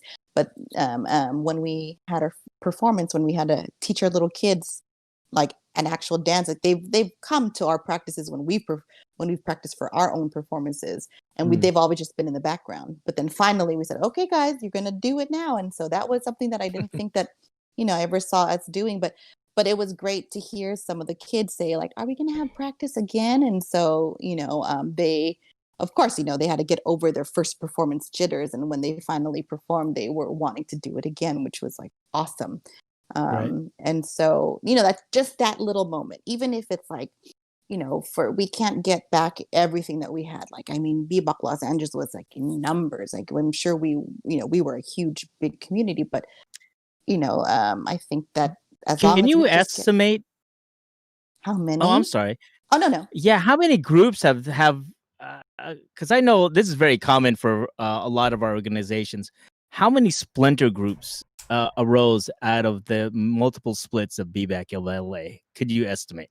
Well, see, and I think if I were to ask like the different leaders of the different groups, it's some people who quote unquote broke off didn't mean to break off. They wanted to, I think the first we had were like Kana and which is the Kalinga group, Association of Northern America, because people, all people from Kalinga, and so I think it was more of a, and then Benguet 13 is another group. The Benguet 13 is one of the ones that is operating here in Southern California, and I know that our the founder, Uncle Nover Velasco, it wasn't intended to be a split. It was, I think splinter is more of the thing, or under the umbrella of BIBAK Los Angeles, you have your Benguet group, because just not everybody wants to intermingle with everybody they want to, and so you have your Benguet group. I do know that there's an Ifugao Association in California. I don't think that came from BIBAK Los Angeles, but I know Benguet 13 did. And then outside of that, other people just formed other organizations outside. I think maybe. I don't, maybe through politics or what not. Different groups have come and gone. Some of them are very specific to just, there's another group, Gagayamers, who are just specific to, I think, Pingad and maybe Sabangan, those very specific municipalities in Mountain Province. And then there was a group called the United Cordillerans of Los Angeles, but they kind of like came and went. Like, I don't know, all of a sudden they were doing stuff and then they're, gone. So I feel like there were, and then the biggest one is COE, the Cordillera Organization of the Inland Empire. But the Inland Empire, if you look at it versus LA County, it's like two very large counties, very separate from each other. It's like talking about Benguet and Mountain Province type of thing. Okay. Yeah, So, geographically, that would be about the same size. Probably, yeah. Yeah. And so, Like Orange County? Kind of, yeah, pretty much. But then see, like, Benguet 13 encompasses all those. And BIBAK, at the time, BIBAK Los Angeles encompassed very, counties that were the entire, everywhere from here all the way down to San Diego, because then you have BIBAK San Diego down there. And back then it was probably different because people commuted further in lesser time. And people didn't mind to drive, and things were, very different. And so right now, I feel like BIBAK Los Angeles is like holding on to a lot of the generations like us that grew up with it, and we know BIBAK Los Angeles as we do, and so just gonna kind of like take whoever, everybody's invited type of thing, as it always was. Kind of, to not infringe upon the other organizations either. So it sounds also like some of that splitting came because, sometimes this is very true with Filipino organizations. When it gets too big, about 400 people, that's where you start seeing the fissures becoming very apparent. Yeah, and I exactly. I think it's a lot of people that didn't want to drive anymore, a lot of people that this and this, and of course people don't, I'm sure it was just a lot of like maybe some personal, some this and that, and some people just like kind of moved on, and so there are a lot of people who have like expressed a lot of nostalgia that they when they like look and talk about. We kind of got a lot of support in terms of there is an ongoing, but except for this year, the Igorot athletic meet, and that involves BIBAKs from BIBAK Arizona, Las Vegas, San Diego, the COE group, which is the Inland Empire, Cordillera Organization of the Inland Empire, and Benguet 13. So those two are still Southern California based, but two separate groups. And then once we started to form BIBAK Los Angeles, we got an invitation, and it's kind of like an acknowledgement of our organization, because the reputation of BIBAK Los Angeles was that we were dead. And for how many years was that? Considered dead, I think no more than 10. But but at the same time, the BIBAK dance ensemble, we were always performing. Like we were always still getting together and doing, like in those 10 years. I think, it's kind of like the whole video killed the radio star. Was the the Igorot Quarterly was not needed anymore, and the internet, all those things. Email took over. And so a lot of the things that were centralized in Los Angeles kind of went away, and then a lot of my generation, everybody went to college and and moved on with school, and so there were still some gatherings. I mean, I feel like there was still, just not like the fundraisers and not like the common continual gatherings. There were still like one or two. I don't think it was ever completely dead. I think it was just always always there, but like personally, like, and of course, like some people will say like, no, we were never dead, and I would probably agree that we were never really dead, but but in terms of like losing the nonprofit status, that is something that we have, like that's what we're trying to apply for.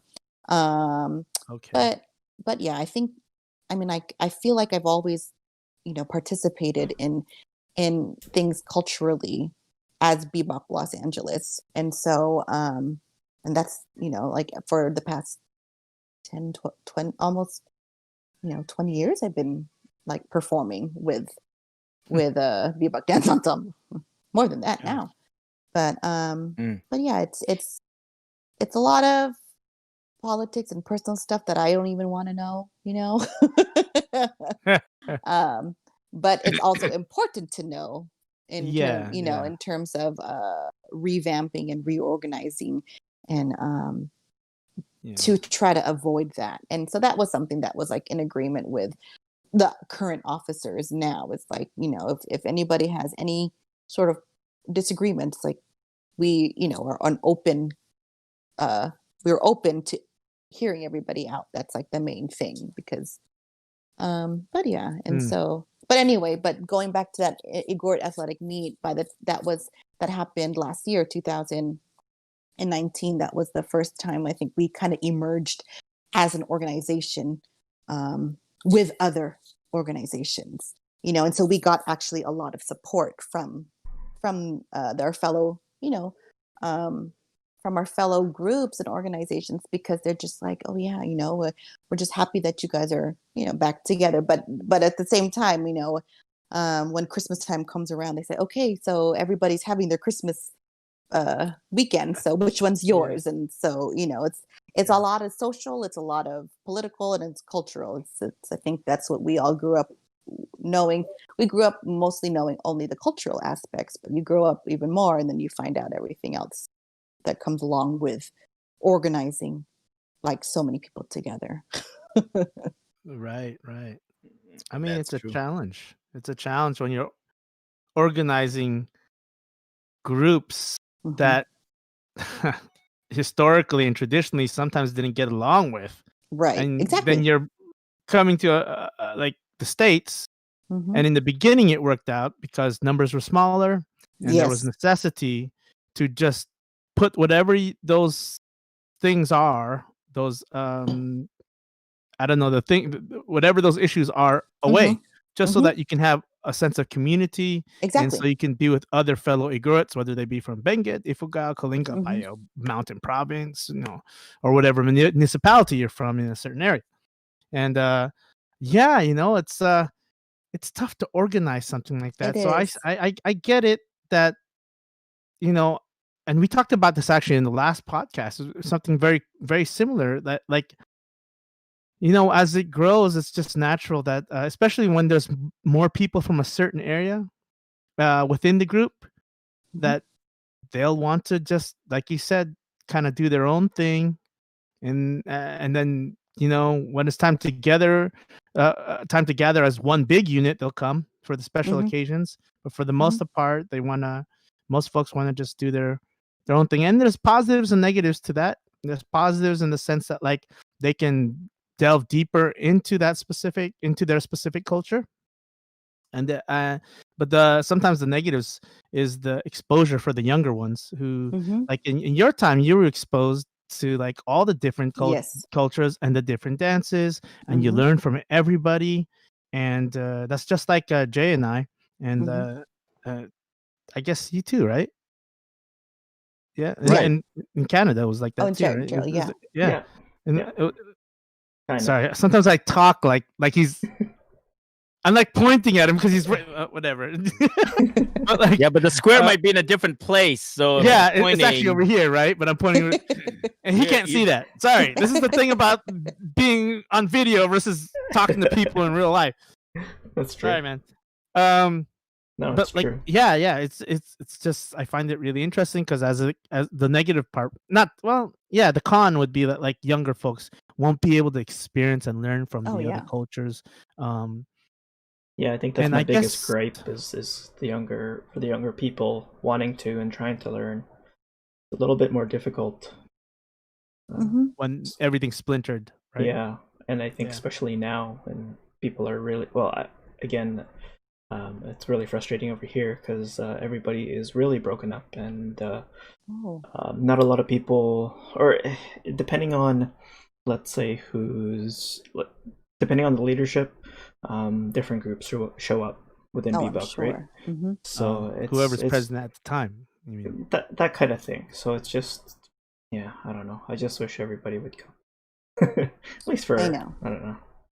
Yeah, I think you Yeah. kind of hit the head on the nail, Mark, because it's like our groups were formed out of necessity, and numbers Yeah. were smaller back then, and now a lot of we have this necessity now, but we're in like a different. It's hard because it's like we are also all like a mixture of our late 30s, 40s, and so but we're still Wow. like kids in our BIBAK we have BIBAK Trailblazers, which was actually the BIBAK Seniors group, which was a part of BIBAK Los Angeles, but now BIBAK Trailblazers operates on their own. Like they're the originators of BIBAK Los Angeles, but they are now still BIBAK Trailblazers because they're the senior group. And interestingly enough, they're the ones they were formed because That's interesting. it was the DAP, Deaf Assistance Program. Uncle Rex Yeah. Botengan, started that. I don't know if that's something that all the other That's what BIBAKs we created have. that too in Northern Oh, yeah. California. Burial aid So program. that's what Burial the- aid program. Yeah, that's Yeah. what the BIBAK Trailblazers is. So in addition to keeping track of all the members to help, like, okay, this person passed away, please help you give your contribution. Right. They still will do normally it's a yearly social, like it's always a holiday, but they have still at least one big social event, and then they operate as the Deaf Assistance Program, but they still will socialize together. So it's like, it came from a necessity, then you just socialize with whoever you want to socialize in these different groups, but then they left all of us used to this one big unified group, and then now it's like very different. And so I feel like we all have a different necessity, and that necessity is to be able to like recreate or that sense of community for our kids, And acknowledging that it will be different just simply Mhm. because of the different contexts. Yeah. That I think that the revisioning of that is quite important because it is different. As we have more generations here, we're gonna have to decide very much what's important, what gets passed down. Mhm. I mean, if you look at how kids are now, I mean, they're barely getting out of the house by late 20s, 30s. Mhm. And so I'm like, uh-oh. Does that mean my kids are going to be around that long? And that means, are they going to be jumping from place to place? And so even some of these artifacts that we're going to give them, will that be important to them? I would hope so, but Mhm. that might not be the reality. A lot of these kids barely have cars. They don't even value that sometimes. They just take Uber and Lyft all over the place, which is actually quite expensive. You're better off having a Mhm. car. But Or a yeah, bike.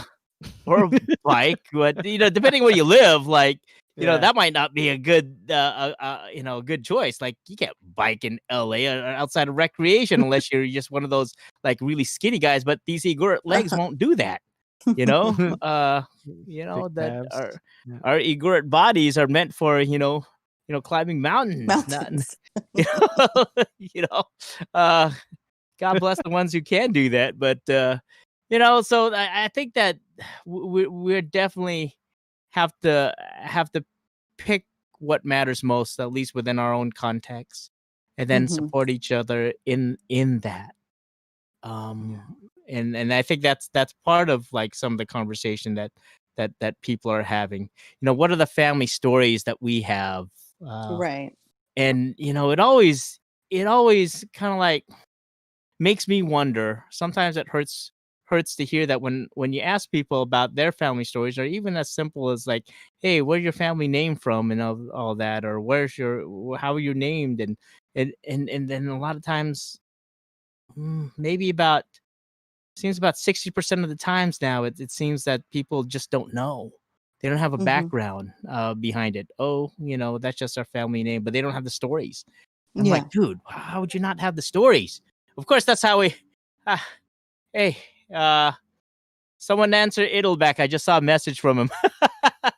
He's asking to join back in. But yeah, to me, it's something that's quite sad, because I think it's becoming more common for people not to know. And for Mhm. our kids, especially in a place where if you do experience some sort of discrimination, or knowing who you are, where you're from, is going to be something that's going to give you strength and Oh, power and definitely. knowledge, and also something that you could share in the diverse place that we are. Because if you don't have something to share, then what are you? Yeah. And I hate to ask that kind of question because it sounds so judgmental, but sometimes we have to be judgmental, and just say, dude, come Says the on, man. priest. Yeah, it's true. And judgment not, and I mean this with judgment, you know, meaning quality. So I'll give you an example. See this Perrier bottle? I picked it up at a grocery store in San Mateo, the city. In my grocery here, the same Safeway, they don't sell it in glass bottle. They only sell in plastic bottle. And I wonder, what the heck is that all about? It's the same price. But the glass bottle, there's some certain taste that sounds really good about it. And so sometimes there is an issue about, you know, when we make judgments, sometimes it's also qualitative. It's Mhm. not just necessarily, we're making choices between, what's right or wrong, but there is a qualitative aspect of judgment that sometimes, we don't even entertain because we think that judgment's a bad thing. No, we do have to make judgments within our lives, to differentiate, what will work for us and what will give us, the quality of life that we want. We Mhm. have to actually go out and take some responsibility, to create. Yeah, there's a lot of factors out there, that are beyond our control, but we have to be proactive and then It's look true. at like what kind of aspects, can we go out. Because I mean, I think the last thing that we want to do is, have storyline in which, we feel like we're the victim all the time. And Yeah. no, We're that's not those. that's I think mm, I think being an Igorot, even just a descendant, even if whether or not you are quarter, half full, whatever, I think knowing that, like, I mean, I grew up, I think the reason why I still knew to be proud of, yes, my ancestors were headhunters, but we never were, colonized by the Spanish type of mentality. I think that was like the drive that, and it, I don't even know where I got that from because I'm quite a shy person, and so I don't, but I think that was something that like was instilled by my parents, and so and because it was, I think there's a lot of Filipino Americans that are our generation that are having a lot of identity issues mm, at this day and age in this society because they feel like their heritage was a product of the Spanish colonization, and right. so but prior to any of this even like thought process, it was always something that I always knew that like, oh yeah, we stayed this way, I have the culture that I have because we were always we were not colonized, type of mentality. Right. Right. But I forgot what But else I was that's going to say. also one of the narratives that we carry out. I mean, that's one of Correct. the things that definitely, when I was a kid, that was Hmm. emphasized within our family. Right. I think especially with my even uncle. and My bebop uncle's, and knowing all that. definitely our elders in BIBAK. That's one of the things that they shared quite a lot, actually. Mm-hmm. And so that gives you a sense of, like, meaning, purpose, pride, about like how we were able to, like, overcome. So there's this narrative of Mm-hmm. that's quite strong. It also speaks a little bit to, coming from, kind of like a warrior culture, but also a culture that is very intentional about maintaining its connection to the ancestors and Mm-hmm. spirit. And these are all kind of like these narratives that were part of growing up. And so, some of that, I just, like, when I think about, like, ooh, how much do I share? Like, when I say this stuff to my kid, it's Right. different with just me saying it when there's a whole lot of other people and elders who say this at the same time. Same Because thing. then it reinforces a little bit of a piece of, like, who their being might be. Mm-hmm. And I think that's something quite important. Like having these narratives. Yes. Right. And it's like you don't even realize that you're being given these narratives. I think the one thing that I kind of had a thought when yesterday was 4th of July, was my birthday, and so I'm just so used to having Happy so many birthday. people. Well, thank you. Yeah.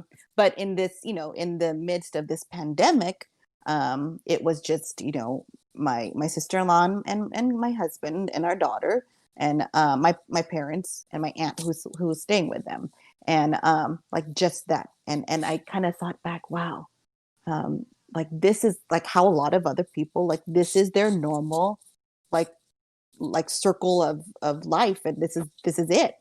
And I had just been so fortunate. I'm an only child, but I have several cousins on my dad's side. I have cousins on my, and my BIBAK, or my BIBAK family, but we just call each other cousins. Like we don't even call each other like BIBAK cousins. Yeah. They're just cousins. Just cousins. Right? And so I grew up in a huge social. I mean, like, our wedding was it was like 400 something people, and so and so it's just something that I like, having like that little bit of a, like, oh my gosh, like this is a weird, like, just to be socializing in such a tiny nuclear setting is weird to me. It was, it's a very strange birthday. It was something, and so, like, I'm just so used to just, you call up just a few people and you add up to 30 easily, and that's just the small group of us. And so that's just where I think it's a cultural thing as well, because we're all Igorot, but at the same time, it's also a choice, because yes, we live here in LA, and and so we could be closer with our other lines of friends and everything like that, but we just choose to still all congregate, all the same cousins together. And so Family. yeah, and I mean, it's a Mhm. subconscious choice that I think that we all make, and stuff, but it's still something that I think it's very important. And so but yeah, I liked that in terms of our narratives. Right. I mean, the one thing I could say about we said it last week, but I don't mind repeating it again, is the importance of BIBAK LA in the diaspora, and the fact that, like, BIBAK of Los Angeles was kind of like, I mean, they started here in the States in the 60s, and in there weren't I don't know, as far as I know historically, you guys were like the first large gathering of so. Igorots, and I remember in that first IIC, I forgot which researcher said it, but like the largest concentration at that time in 1995, IIC 1, they said the largest concentration of Igorots outside of the Philippines was in Los Angeles. Really? And yeah, it was at the time. It's different now because things have Mhm. changed so much. But at that time, that was a big deal. And I remember it was first hearing that, and I was like, "Whoa, okay, that completely makes sense." And when we were younger, especially in the 80s and the 90s, a lot of folks from LA would come up regularly, Mhm. and like Oh, our yeah. community would engage with the folks from LA, and be like a big Mhm. party every now and then, and sometimes there would be some some performances, or we would just play gangsta and stuff. And Mhm. even though I was younger and I didn't completely understand it, it was kind of like this. Your group was BIBAK of LA was kind of like that influencer that especially when you're young and you didn't really understand it, but then you see it, and because you see it, then you Mhm. know, hey, what's up, Idol? No, sorry. I was like Okay. listening in the background for the longest time too. I was like, But but okay, yeah, because you see it as a youngster, it's just the exposure in itself that Mhm. that even though you may not completely understand it, but just the exposure Yeah.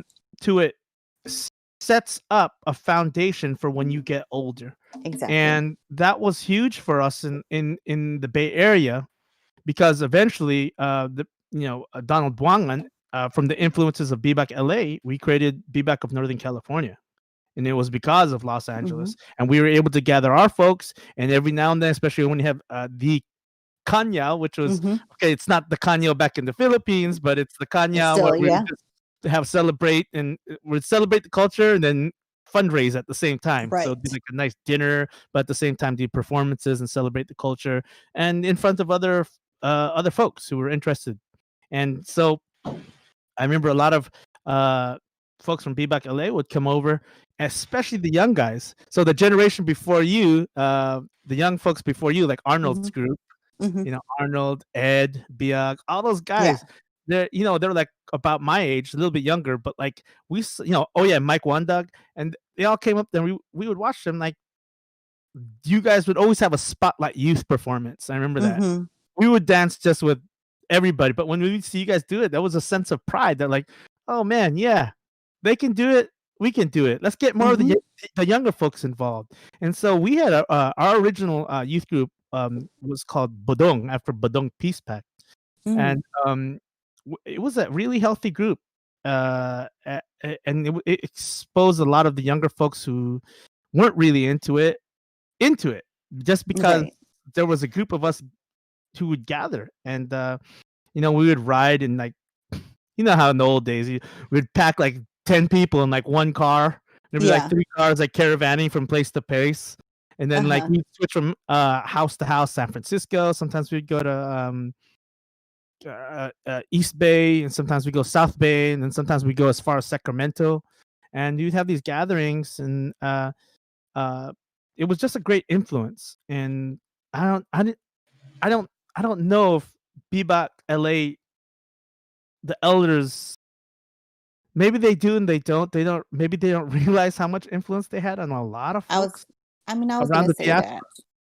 that. Huh? I feel like I was gonna say something like that a lot of the organizers, not just for like LA, but yeah, I feel like, they didn't like I feel like for us, we have to put a lot of effort into Mm. gathering. Like we really do. Like in addition to like the way that our works lifestyles are, Monday through Friday everyone is, and not everybody, like, I mean, also everybody else is a nurse, but not me. But and so, but to physically actually socialize and gather is a lot harder than it was back then.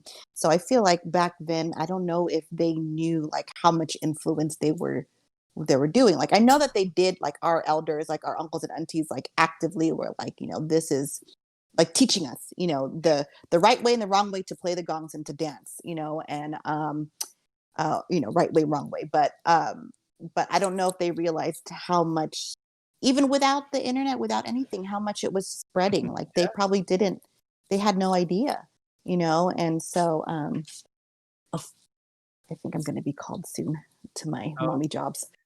But what is it called?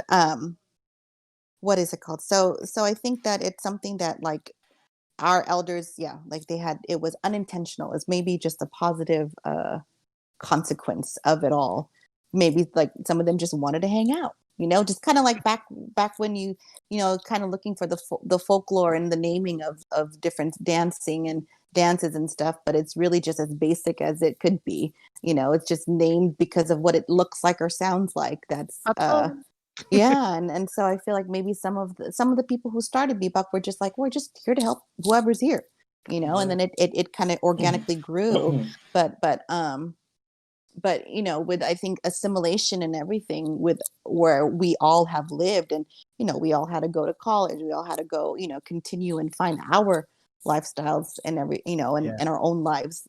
Luckily, we all found, you know, within our you know, in our community, we are grounded. But there's a lot of other people that I remember from that were older than me and younger than me that don't hang out the way that we did as BIBAK kids, kind of thing. And I think, you know, when you add that and think about like, oh, there was a purpose for gathering. Yeah. I mean, that the idea of getting together to share our culture with someone was actually really big because it gave us purpose and intention, and it gave motivation for people to get together.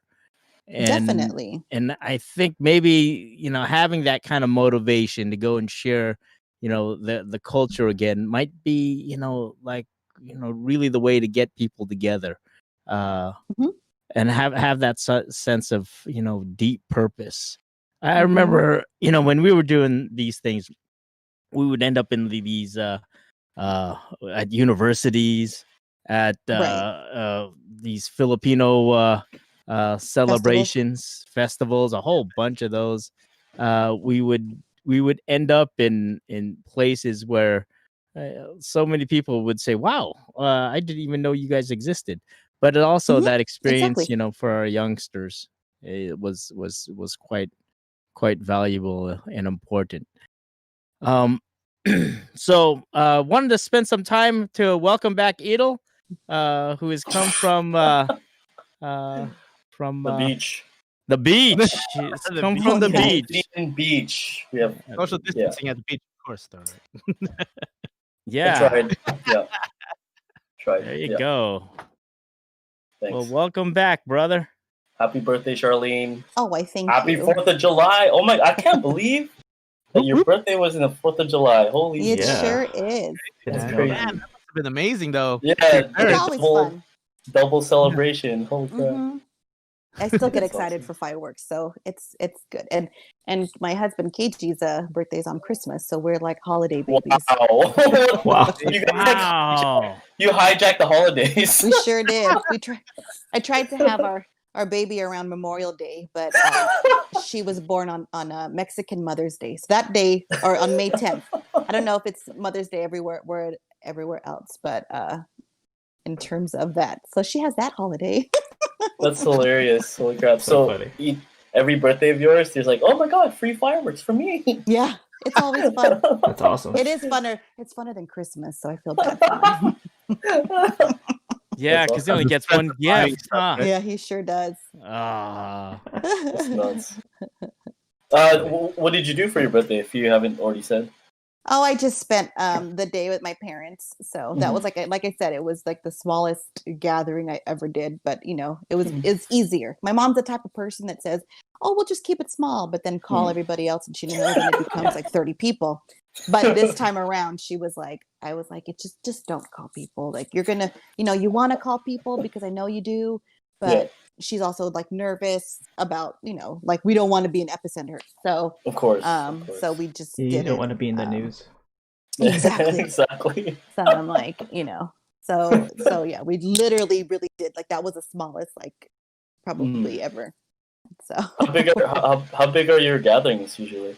I mean, if For your it's just, birthday? even just like the cousins, if it's just like the cousins, like us, you know, we easily add up to 20 or 30, just us.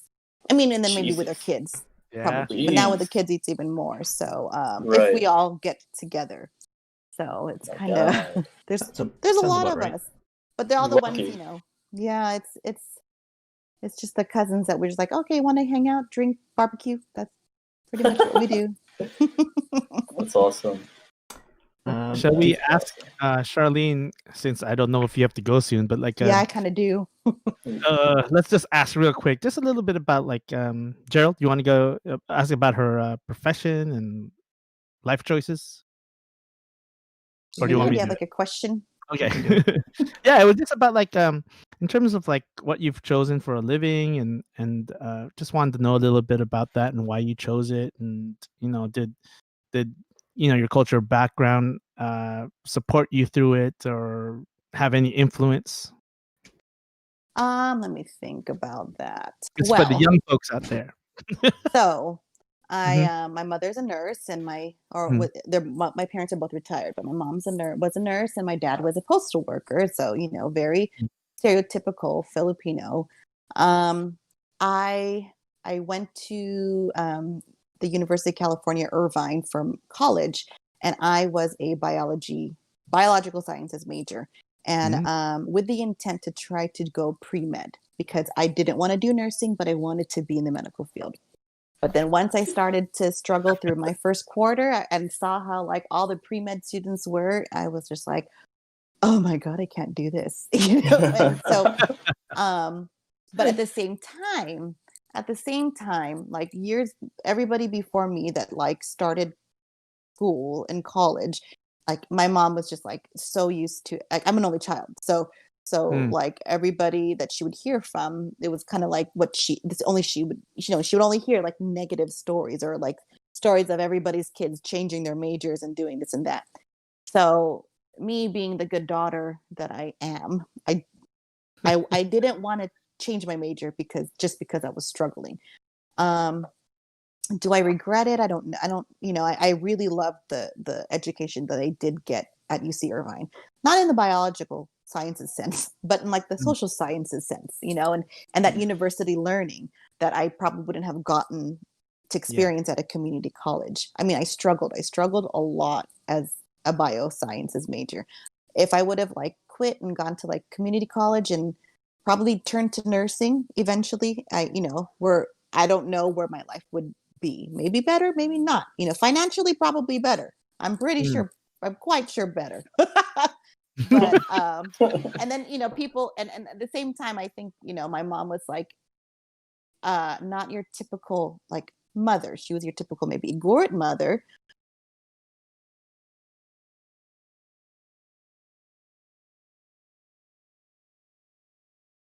And so Oh, yeah, yeah. I With didn't, the paternal comforting kind of thing, right? yeah, and it was Yeah. her encouraging was more like, "Oh, are you sure you could do that?" And so that was her way of encouraging me. Yeah. And so but at the same time, like I wouldn't be who I am if not for those my experiences in Yes. the past. So I was determined to just not change my major and stay as a bio major. At that time, the economy was still fine. Yeah. And then and The bubble was getting bigger. right before the bubble Mhm. burst. And so Yeah. immediately I was getting calls from, I didn't even know that this existed, but it was immediate calls from what's the word? From like the recruiting companies. And Headhunters. Headhunters, yeah. yeah. And so they were just like finding jobs, and I was getting like random cute like random jobs that I could get, but like at the pay of an in and out employee, and so it's Oh, kind of the thing where I was like, wow, this is like, I went to college to get paid $13 an hour. This is uh like, and so it was making me question where I was going in those terms. And then I just, in 2008 hit, I got laid off from my last Yeah. like job. And I spent the time like just still looking and kind of like lost and not sure, like, not sure, but I just, I did so bad in school that I didn't want to go back to school again. And so um in terms of that, I mean, I don't think the university uh way, 10 weeks a quarter was not my type of learning. Like I really should have gone to community college first. Oh, And gosh. so, but I wound up finding this job that I have now, which was in 2009. And because of like, I was able to catch on and, apply the skills that I have learned probably from a lot of my stuff too, is, being organizing a lot of events with church, which are with our Episcopal Church, which is predominantly Igorot community, and then as well as BIBAK stuff. A lot of those skills that I picked up from there, plus the couple of years that I had experience with working as a lab tech in another random lab, got me Mhm. the job that I have today, and I've been there for 11 years now, and I wouldn't have left. I mean, I wouldn't have stayed if not for like the fact that we have, a pension and benefits and all these Ooh, things, that's because huge. that's something, yeah. And knowing and hearing from my mom, who is a nurse, who also jumped from like job to job. Like most nurses will work one steady long job and then have second jobs all along their line. And so that was my mom. But she didn't have like, it was all through like small community hospitals. And Mhm. so she always stressed like, you have to find, and I have a lot of people stress like, you have to find a company that will have like a pension, that will have, and that's not easy to come by nowadays. And so Nowadays, no. no. And so that's where I kind of kept me now, because now that, my poor mom is, going from a full-time nurse's salary to, probably like 25% of what she was made, like that, depending, because again, like her retirement account took a big hit with all of these different Right. financial struggles. So, but anyway, so yeah, that's where I kind of am. And I don't see myself really going anywhere else, kind of thing. Like a lot of, my home base is here. And so there's a lot of people that have left our job because home was like, on the other side of the country or upstate or, up back north. And so, Right. so I kind of feel like I'm at a good place in my career. And I actually remember getting some help from another, like somebody from BIBAK San Diego with like my resume when I'm working, because there's very few, you kind of find fewer people in outside of the healthcare industry. So, but Yeah. there are, and so when you find those people that are not like, that are in the science line, like it, you kind of like, it's weird how you do, like you're able to find them and recruit some help, even though you like barely know them, kind of thing. It's like, oh, hey, if it weren't for LinkedIn and Facebook, that's kind of how I got help from her. And so I think and then with either Carrie or I don't know which one of the girls up was studying the same kind of like work that I was going into. So, but anybody that's like a biology major, I was kind of like, oh, where are you looking towards? Because I am completely not in where I thought that I was going to be. But Yeah. but now that I know this kind of industry exists, which is like the sanitation districts, is something that every Mhm. big city needs. And so there's a need for all kinds of different lines of work and skills in this kind of workplace. And so so yeah, Working that for the I city with with for the it's like sanitation. we're like a special district for LA County. Oh, So wow. it's like we don't get so certain benefits, like I think we get paid a little bit better than LA City, but we don't get as much like other like fun benefits, like vacation, like in terms of that. But it balances out type of thing. But I'm still considered like a government employee. But it also helps fund your family, Mhm. and it helps fund, creates that stability for your young ones to grow into, who they are, which Yeah. is indeed a blessing. And sometimes, I think that we make sacrifices so that we can provide for our family Mhm. that way. Oh Uh, yeah. yeah. So sometimes those choices, even that the plans, weren't really the plan. Right. It comes together. I mean, that's an Yes. aspect of faith, but that's also an aspect of finding a niche that works. Mhm. And certainly, that's definitely related to health, and sanitation is definitely Mhm. related to health. Right. I mean, and I know Yeah, that if I didn't get this job and I was still struggling trying to find, I probably would have turned to nursing, and I think I was just too scared to be that statistic that like, oh, a lot of people that go to the, 4-year like college, but then they end up going back to nursing anyway. And so I just didn't want to like make my mom mad and be like, I see, like, you that's could have just true. done it through the community college, but Have and you seen the Jokoy's yes, that's yeah, his exactly whole thing about being a nurse? Like every Filipino yeah. mom wants you to be a nurse, and it's Exactly. I I have mean, to admit the same thing with me. well, that's why. Like, that's Yeah, why it's in the true. way that he ended it with, like, when his son said, like, I want to be an architect. It's like, but you can't draw what about nursing?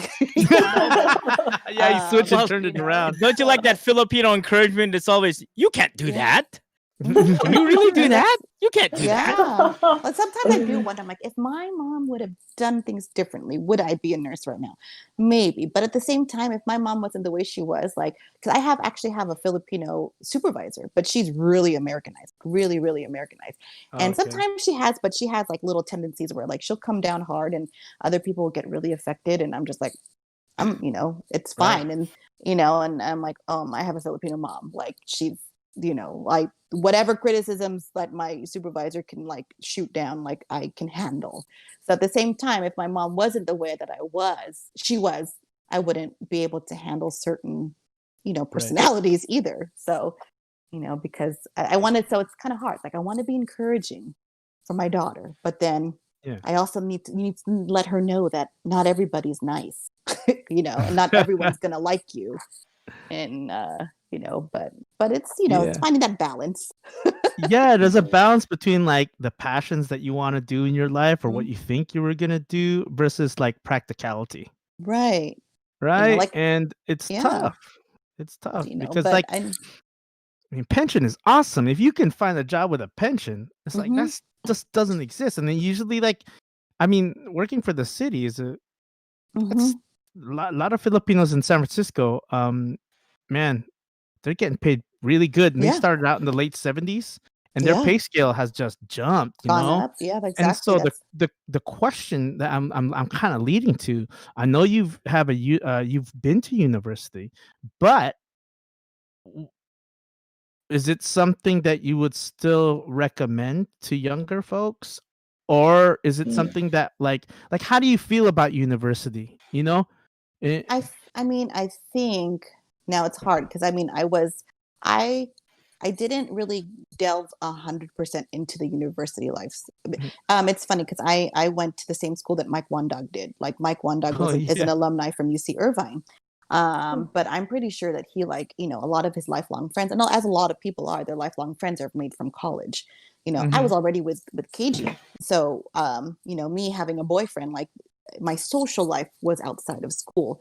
So I didn't really build that social, like life and all from the university. But at the same time, like really taking those classes that I did, that like sociology, women's studies, anthropology, it really did get me to think this in the way that I do. I like to look at things from different perspectives. Like I don't know if it's and I don't know if I was like this before or after college, but a lot of those classes, even though they were just electives for me, those like that opportunity to learn how to analyze and look at certain situations, whether it's just an advertisement, a movie, or just a situation. I feel like I did get that from university. I don't know what it's like nowadays anymore but I would still recommend going to, and I went to a school that was far enough away for me to move out of the house, but close enough to still be able to go home, like on a weekend. And so that opportunity, I mean, I got the freedom that I wanted. And then, but looking back at it, when I do hear some of the cousins, all my nurse cousins are like way better, like financially, whatever. But when we talk about certain things, she's like, oh, I never really got that experience because they mostly went to community colleges. There are some people that went to the university to get their nursing degrees, which is, if that's the case, like I would almost recommend that, guaranteed job right out of college, and you get to still have that college lifestyle. Because because nowadays you need a bachelor's of nursing, not just an associate's degree. So, but I mean, even though I avoided nursing like the plague, I probably would recommend to my daughter, like, why don't do you want to be a nurse? I'm telling you, man, I'm already planting the seeds. Yeah.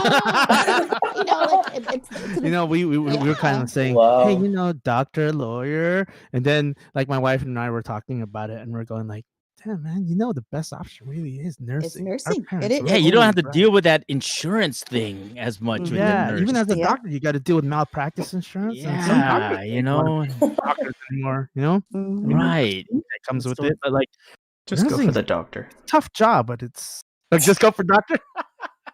We'll see whatever Just we go can for pull it. out from these kids. You know what I I mean? know. Exactly.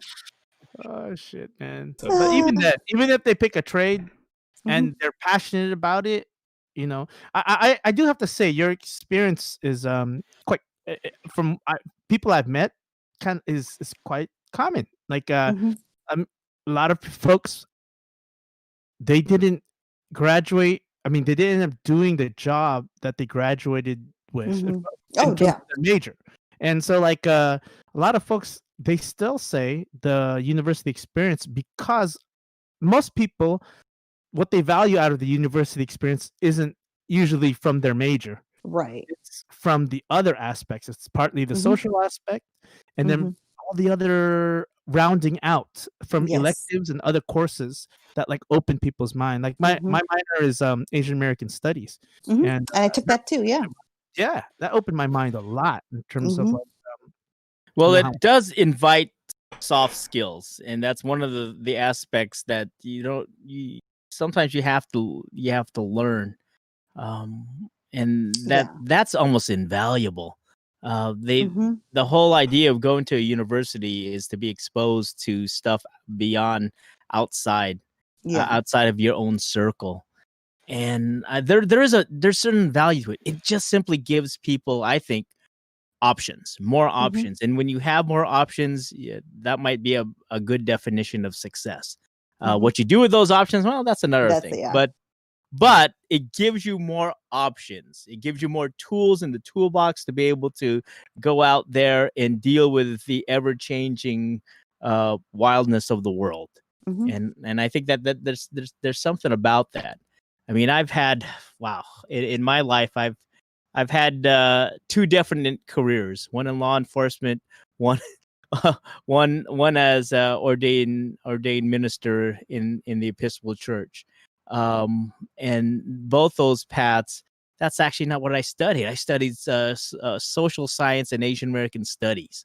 I thought I'd be a teacher, and I do teach, and I actually also ended up in the Army. So so that's another kind of thing. And so if I'm able to take it my 20 years, then yeah, I'll get a pension for that too. But I think that sometimes you just don't know. You follow what the calling might be, or you discover what that calling might be,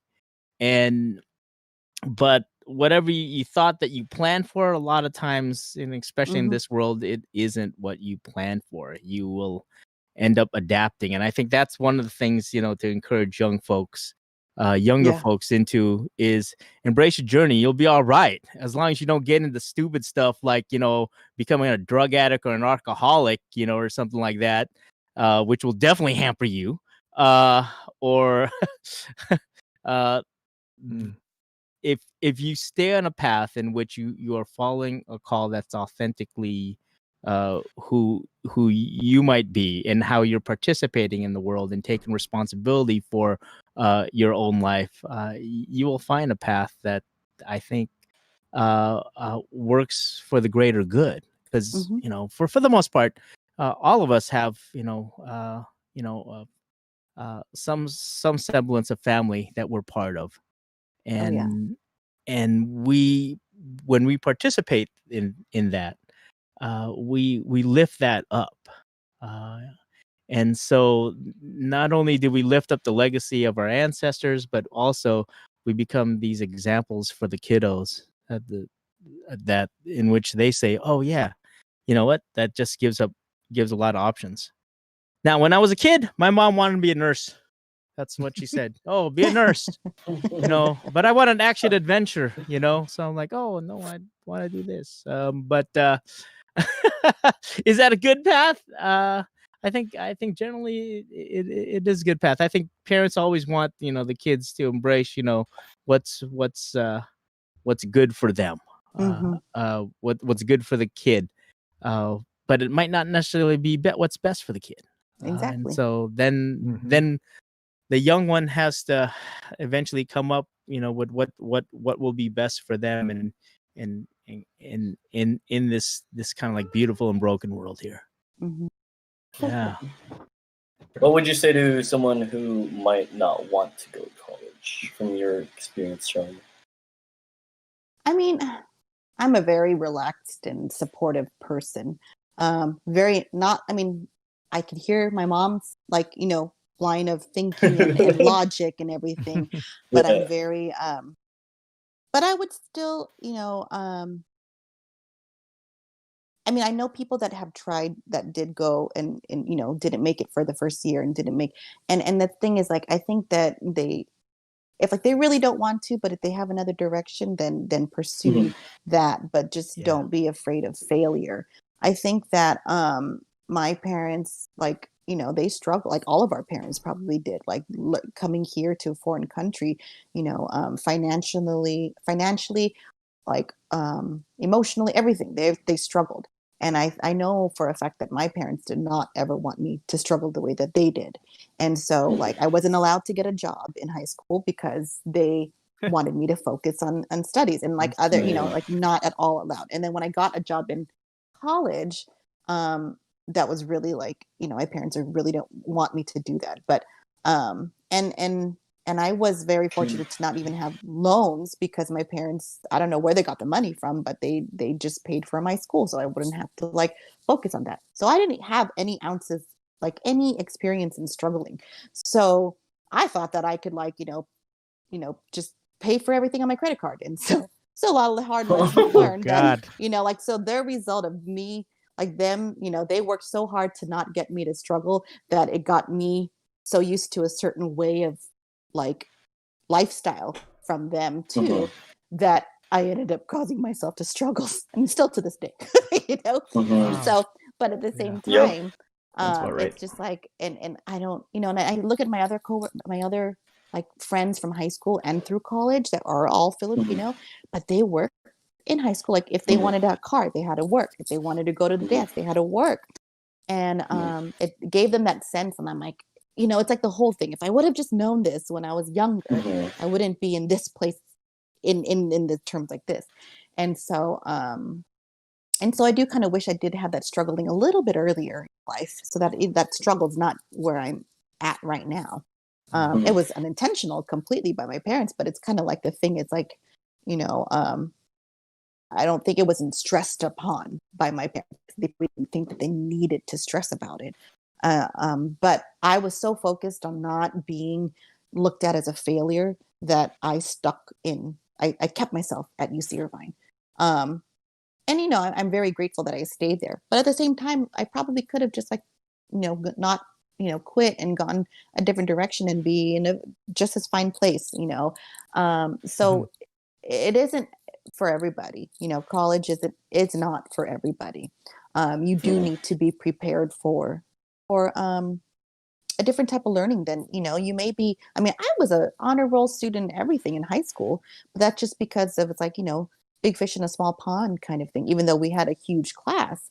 But also the same thing, my high school didn't prepare me to be a college student, where other people that were joining me, their high school, like, well, how do you know this already? And they said, oh yeah, this was my AP bio class. And I was like, we didn't even have AP bio, it was just regular honors. And so not everybody, it isn't for everybody. But of course, it's like, if my kids did that to me, I'd be like, maybe we can give it, just try, just see if you can, like, like, don't quit without even trying, type of thing. But if you don't, I mean, like, but at the same time, if they were like, yeah, I don't want to go to school, do anything, I'm like, well, okay. But I know, that would be a different thing. Yeah, it's like, I want to be an influencer, like on Instagram. Do you want that YouTube money? No, I want to be a YouTube money. Pokemon Go player. Yeah, that's why. TikTok's the new thing, the man. thing Twitch is, like, streamer. is that people are making money from doing those things, and so it's just kind of like, But those are it's still hard. the top 1%. That's so difficult. Yeah. Yeah. And so, true. but No, that's I think communicating that effectively is the new challenge now, like that we have, because we have experiences of being told these things and knowing, the result of it, and being able to do that for not even your own kids, but for other people that are looking towards you for that advice. Yeah. But I would say, like, if you have the opportunity, go for it, because yeah, it's beyond just that degree that you get. I Right. barely got my That's degree, so but I did learn a lot. So yeah, It's definitely awesome. you get more than just an education exactly. out Exactly. of university, Yeah. and Yeah. I think I agree with you. Like, I think it's just one of those things. It's like you don't have to go to university. Mm-mm. Whatever you get involved in, you just fucking go Just do all it. in. Yeah. Go all in. Don't Mhm. be scared hmm to fail. I totally agree with that. And you I think just that's go the all one in, you thing, do is it. that, like, I was so afraid of failure, or being afraid of that it but at the same time, it luckily worked out for me. But it's not going to Yeah. work out like that for Mhm. um For a lot of I mean, I people. know that if I were who I was now trying to apply for my job, Yeah. it would be like almost nearly impossible. Because there's a lot more people that are like more conscious. Like, this is the kind of job that a lot of environmental studies students want to get, type of Mhm. thing. Mhm. Even though it's just a really basic lab job, but still, it's very I was not part of that that at all, that line of science. I didn't take a single environmental studies class, and I'm working with nothing but environmental scientists. Wow. So, Wow. yeah. Nice. Interesting. So man, what did I want to say? Damn, don't you hate when you lose your train of thought? Like, I was gonna ask you another question in regards to that, but anyways, go on. I Jay, think that was welcome back. Hey, good to be back. Welcome back. Yeah, yeah. For a while, you were kind of frozen in the same smiling posture. Yeah, exactly. Nice. Yeah. Can So you hear me? Yeah, I You can hear can, you, yes. but kind of echoing. Somebody's echoing. Echo. not I think your anymore. mic's not working. Oh, shoot. Yeah, That's and true. it's just getting picked up by your laptop. Laptop? Okay. So Charlene, speaking on your experiences with your mom, being a second gen. Now that you have a child, I don't have a child, so I would know how to be a parent. What are some of the, like, when I was growing up and reflecting on how my parents raised me, and at that time I was like, oh my god, I'm gonna be so different from my parents. Blah, blah, blah. The older I've gotten, I'm like, oh my god, like, my parents are so right. What are some of the things that you thought that you were gonna change in how you raise your child? What are some of those things that you thought like, were there some things that you thought your mom could do differently, which you can do now that you have a child? What are some of those, I think if you can think of any? I think that it's funny, because my mom was very reflective with me in terms of, like, relationship with her mother, and all those things. So I kind of, like, got a more understanding of her, and I kind of feel like I understand her more than she understands herself. Because still, I mean, at the same time, though, I still struggle with I just kind of do things to please my mom, to that, like, happy wife, happy life type of thing. Happy But mom. Happy life. but at the same time, that, like, enables a lot of, like, bad behavior, or bad, like, it just encourages that on my mom's point of view.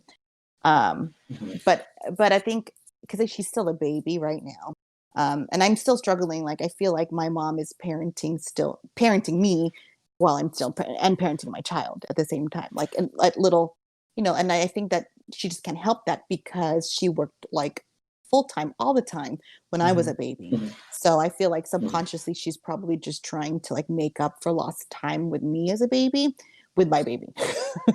And so, like, and I feel like I'm just, it's a grandparent's job. yeah. And so, because, but I do see, like, like, the happiest she's ever been is when my baby is, like, around, and when we Right. bring her around. And so, because my mom was always, like, stern, very strict, very, like, and still is now, So we still kind of Right, are butting heads here and there, and I just kind of like am the good daughter and just don't say anything still at certain points. So, but when she gets older, I don't know how it's going to be. So I'll let you know when that does start to come into play.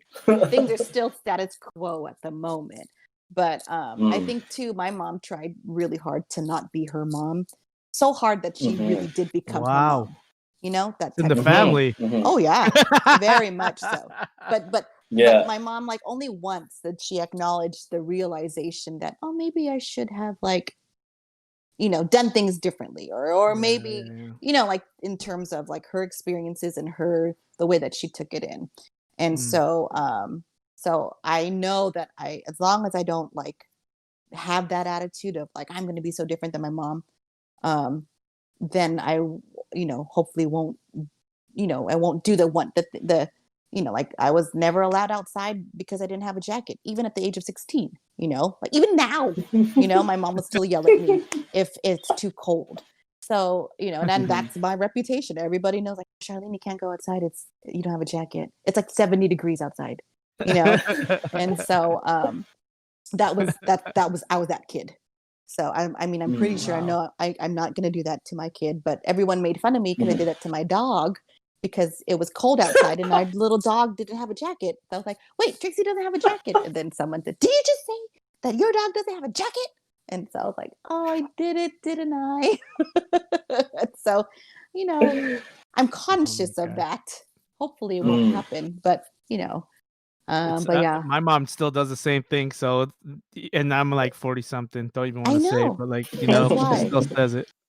It is It's what like it is. it is, yeah, that's why. Just kind of, you know, let it go. And that's what I always kind of did, you know. Mm. So, but yeah.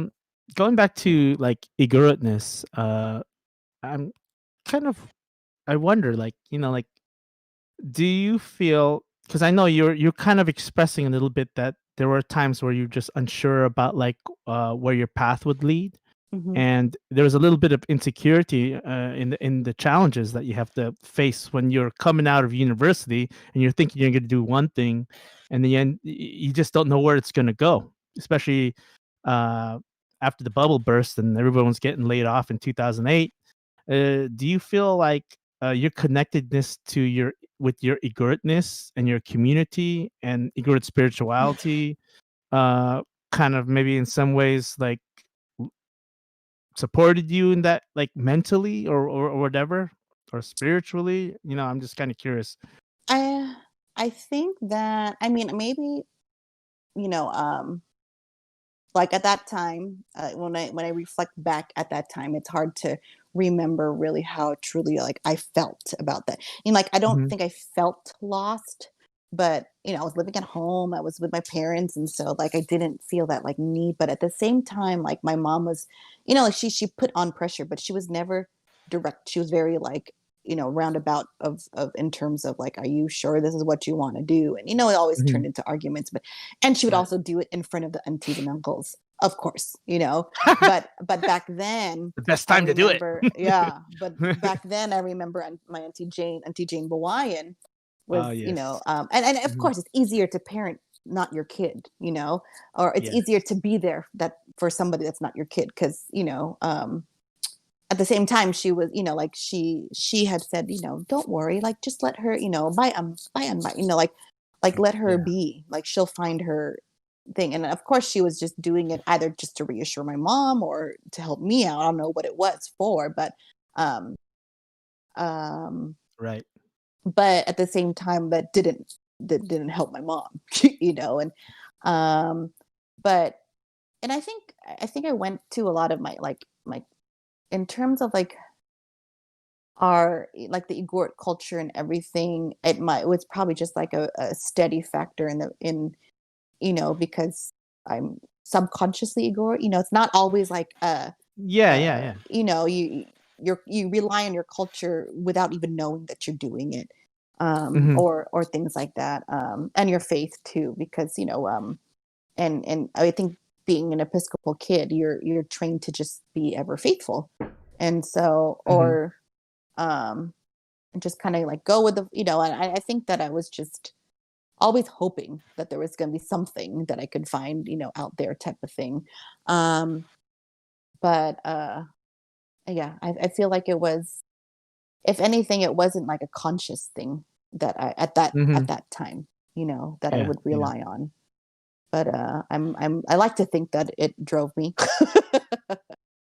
Yeah, I always like to think that,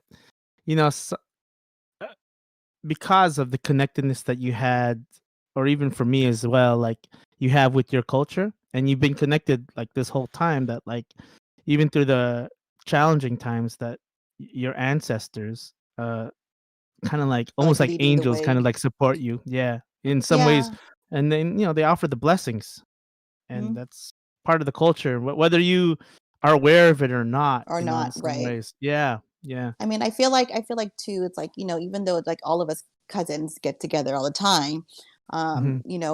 we are all of Igorot descent. We're all, some people are related, some are not. And, Mm. but it's just, we're not, it's like, even though we're not like waking up every day, like I'm going to go hang out with the Igorot side. And I'm not, like it's just happening. It just happens, type of thing. Like, um, all Yeah, just those, living it, right?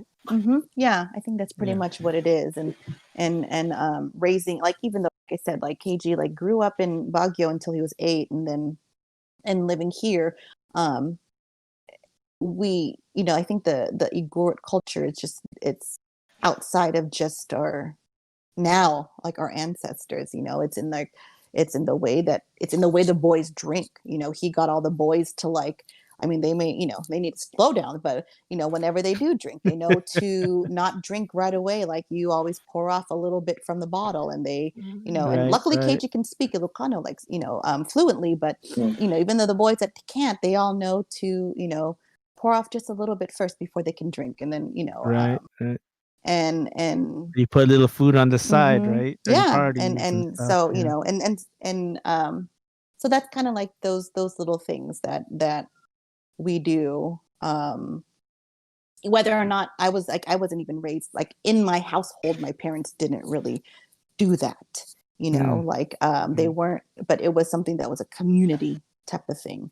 I learned it So more you'd see it within the from my community. uncles. Okay. Yeah, like, in our household, we didn't, like, only once or twice my dad ever did anything that was like, we had bees that were coming, invading the house, that we had no idea, like, we didn't realize they're coming from the fireplace, but we had no idea where Cool. they're coming from. So my dad thought it was an omen, so he, like, did some offerings, and I was like, oh, you don't do this kind of stuff. But he was desperate because we didn't know where these bees were coming from. But so, like little things like that. But yeah, it's something that I think we'll all like always have, but it's there's certain times where we do have to consciously take, like bring it out, like in terms of like, maintaining our BIBAK in order for all of our kids who, may or may not marry somebody that is, like continue, like they're all going to be intermingling with all kinds of races and ethnicities. And so, Right. it's just to hold on to that culture. So that's where I think the continuing our organization is the most conscious that we are. I feel like a lot of us, especially here in LA, we all have gone on, and a lot of us were like, we really would get together just to like, okay, we have an annual like performance at the Festival of Filipino Arts and Culture. Like, that was something we always did. Okay, like it's September, let's get together, like form. But not knowing that we were continuing that like community. Like, it wasn't, with the intention to keep this like group. It was just like we were just doing it and not knowing that this was like that village that we were building a thing. Nice. Yeah, that's Wow. awesome. So what I really appreciate with that is, sorry, I was a little bit distracted with my technical issues. My interface actually ran out of batteries. Oh no. No wonder. Yeah, so it kind of died, but it crashed the whole thing too. So I'm like, oh man, I can't even. No, you're like in and out get on. 10 times or something. Right. So, but one of the things that would you say that in terms of your culture and your faith, and there's a lot of studies that correlate with, especially with being part of a wider community, that in essence, it also, if you're part of more organizations, or more community in terms of like faith and things like for us for our cultural organization, it actually expands your life, not just your lifestyle, but it actually it lengthens your life, and the numbers that correlate with joy and happiness go up. And it sounds to me that very much so. There's an aspect of resilience and hopefulness that our culture and also our faith practice have something to do with that. Daddy, I can hear your kid. I got my kid who wants to jump now. She's had enough of hanging out. We have a trampoline in our backyard, and now she's asked me to jump. Go ahead, go.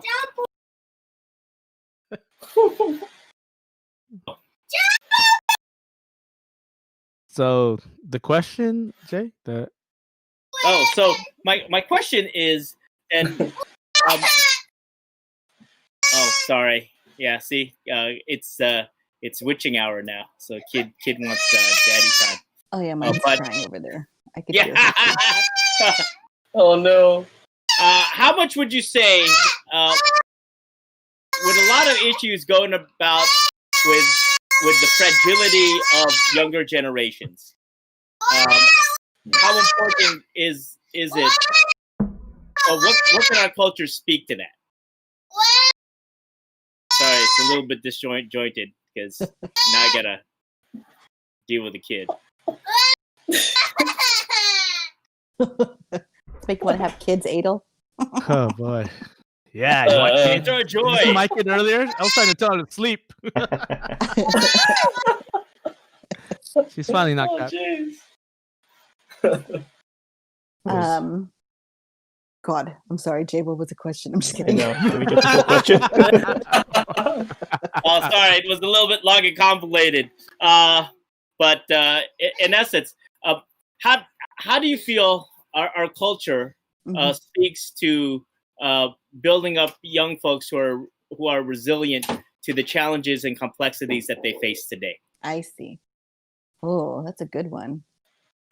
I mean, I think the one thing is, like, if you think about our culture and everything, like, you know, like, I think for me, like, Adel, I don't think Adel was here yet when I was saying, like, growing up, or maybe, you know, like when you're a Igorot kid telling other people, like, oh yeah, at least we weren't, you know, we were not colonized, like, you know, all these things that, but at the same time, we were not colonized by the Spaniards. We were able to be modernized through, you know, I think the missionaries in a way. Depending on who's looking at it, maybe the perspectives and the opinions may be still like considered as colonized or whatever. But at the same time, that brought in that education of, you know, of everything. You know, and so like for instance, like my grandma was my grandma and grandpa on my mom's side were the few that were actually educators. You know, most of the people that had you know, like she didn't have tattoos on her arm because she went to school. You know, her peers that had the tattoos on their arm stayed in the fields and didn't go to school, you know. And so even though I feel like this is one thing that I learned from my Irish coworker who, you know, and you know, you don't need a lot of white people that are like, that know their heritage either. And so, like, in my opinion, so like my coworker is like 100% Irish and his parents have Irish accents. And so I was like, oh, do they speak, what is it called? Gaelic? And he's like, no, it's a dead language. What? I had no idea. I had no idea. You know, and he's like, yeah, my dad can only count to 3. My mom can count to 7. I was like, what? And so like, it just boggled my mind that it was I was like, I just didn't, you know, and so for our, you know, like, just like right now with the way the country's facing so many other, you know, social, you know, all the outside of our world right now. You know, it's not many generations where like life in the Philippines was extremely different, you know, and I feel like going from my like great grandmother's generation to what my cousins, you know, my generation, my fellow cousins, the lifestyle that they have in Bontoc, for instance, it's like extremely modernized. You know, they have working internet. They have Wi-Fi, but they don't have, the same. They don't have the same first world things, but they have some. But at the same time, the culture, there is still some culture that is preserved. They may not, the language is still there, the food, the and luckily I know in my cousin, so I'm hoping that in a lot more of their peers, they're still preserving a lot of the that Rituals. in the like their rituals in the ato, Yeah. in Bontoc, and so that and they always say like Filipinos in general can assimilate easily. They're very like, that's why we lose a lot of that culture. So I feel like even though assimilation, like, when you assimilate to things like, it's not the same thing as being resilient, but at the same time, like being able to like kind of roll with the punches and everything, like you can still like maintain a core and be and still live like, live the life that you're living wherever you're growing up, because of course you still, and because I'm sure like all our kids are going to be in a different world in 10-15 years, but they're going to still be able to like have that root, and that their roots knowing like where they came from. And I think, just like you said, like we've said it earlier, like knowing that we have that, I think will, as long as we like instill that in them, like I think for us, we kind of like had to instill it in ourselves. I'm pretty sure our parents didn't have these conversations with us. It was just through observation of like, why people are proud to be Igorot, oh, did and putting it all together. And so, we just have to be more conscious of that, and that, it's just in the nature of being Igorot kind of thing. Kind of, in my opinion. Right on. Great response. That was really. Thank you for sharing that. Yeah. I really wish I was from the start. I'm sorry, I missed most of what you were saying. No, we did a lot of tangents anyway, so you kind of came with the, helped organize our. Because we were just talking about a lot of stuff. Oh, it's cool. We've got some questions, guys. I know. I know we've been going on for a while, so I think our concluding questions can be Ryan's question, actually. So his question was, for those who are not involved in the community or don't have access to BIBAK or a similar organization, what do you guys suggest to them on integrating, or I guess how to integrate the culture in their daily life? For example, not everybody has gongs or even knows the dances. Is there a philosophy or mindset they could live by? There's a response also from Kenneth saying, I mean, starting conversations with the parents and immediate relatives can spark up some good stories, and it's a good starting point. What do you guys think about that? Oh yeah, right on. Right, you said random conversations with parents can spark great stories, which especially with shelter in place, I've had the opportunity to ask more questions and share stories with my mom and with the immediate household. Yeah, definitely dialogue. I think for those who can't connect with a local Igorot community, I mean, in terms of a mindset, well, let's start with Charlene first. Let's see where you're our guest speaker. Yeah. I mean, that's honestly a hard question for me to answer, because that is something that I haven't. Again, like I've been, very fortunate in having a community around to rely on, and even having just like cousins to talk to. Even though I have like a lot of cousins on my dad's side, I have close relationships with my cousin Little May and Jennifer on my dad's side, who are and we would all share the similar question, same like kind of curiosity in, why is our last name this, why this and that. But when I try to think about somebody that may not even have that as somebody to go to, like, I mean, I know that at least now you can look on YouTube and see more of like, you can go to the internet and see more of our culture, whether it is, you got to look really hard. And I have a list of good Igorot dances on my channel on my, Yeah, you know, your family. but even if you just to try to, like, hopefully if hopefully you do have like one cousin, an aunt, an uncle, somebody that you could ask, like, hey, who are our grandparents, like, how did they, meet, or just to, spark up that, just start that conversation is always the best. It's like, because even though you may not have a physical community, like, you could eventually keep asking questions until you like learn of somebody else and this and that, and then eventually build a virtual community, because that's exactly what we're doing here. And at the same time, like, like, sometimes, it's just a simple question. And I mean, unfortunately, like, fortunately for that, I have this, like, everywhere I look, there's another Igorot person here and there, but but at the Now. same time, but but depending on where you want to start, I think that if you can start with somebody in your family, like, that would be the best way to go, I think. Yeah. I started talking to my dad and my mom about, well, just asking them certain questions. But it was weird because, like, growing up, because you're their kid, Mhm. sometimes you don't think about that stuff until they start to get old. Mhm. You're just like living life every day.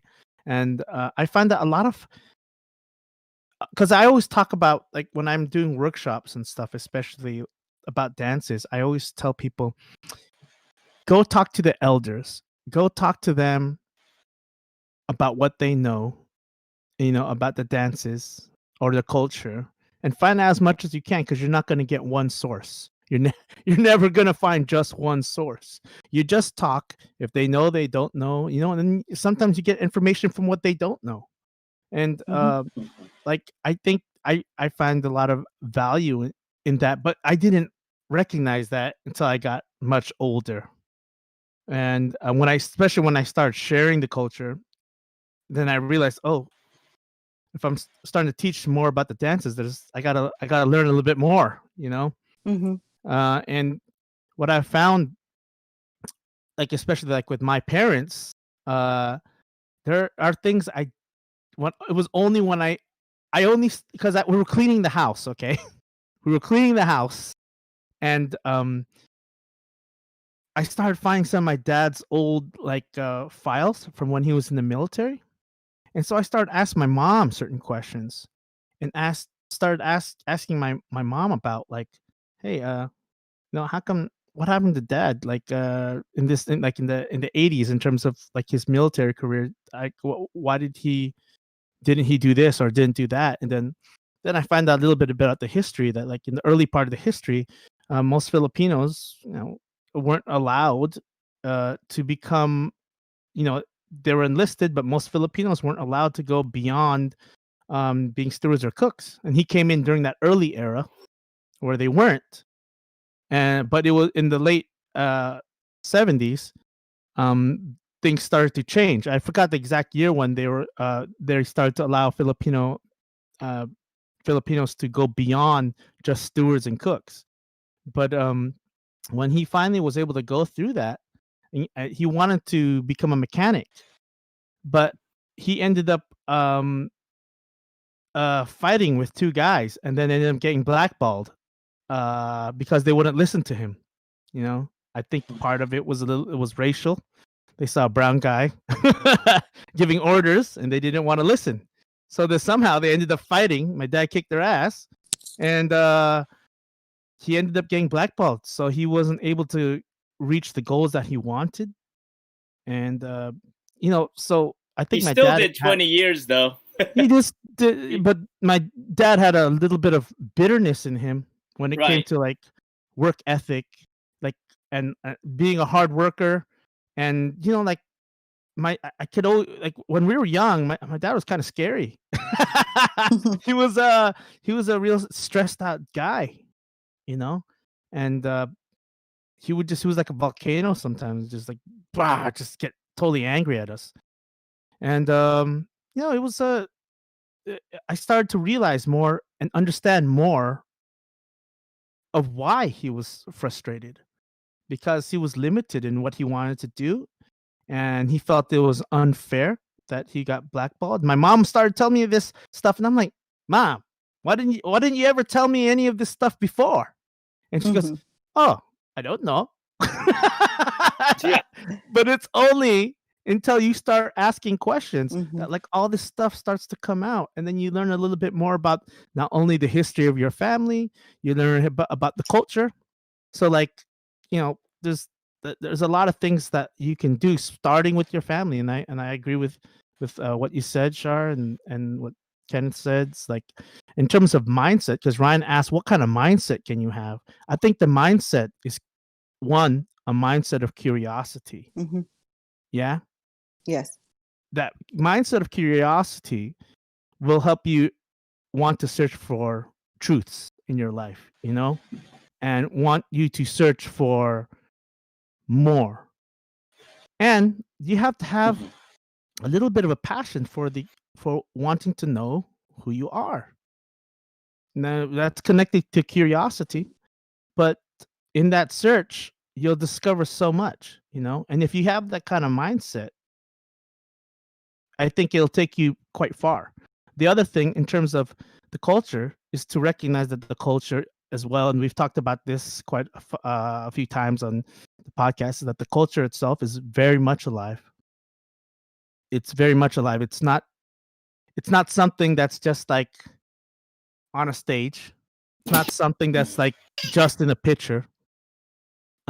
Especially if you are Igorot, or you just realize that you have some Igorot blood somewhere. Maybe your great great great grandfather was from the mountains and was Igorot, and somehow you found out like you're 1/8 or 1/16 Igorot, but you're still curious. You can still find out a lot, and if you don't, n- one thing, check out if you even do have a local Igorot community near you, because you might have one. Some of those folks think they don't, but then you might realize that there's a whole group. Like even my brother's wife, I'm going to talk about my brother's wife a little bit. When they first met, she didn't even realize there was other Igorots there. She thought her family were the only Igorots in America until Oh, wow. because she went to UC Berkeley, and then she met another uh, researcher who had met me and Jay in San Francisco State, and she was jumping from different universities, from San Francisco State to UC Berkeley, and then she found that this researcher found out that we were Igorot, and then when she was talking to Lillian, Jay's wife, she asked her the question, and then she told her about her, because part of it was to find out like a little bit about the finding out about your background. Well, this researcher found out that she's Igorot as well, and then she connected Jay and Lillian, and so that's kind of how they met.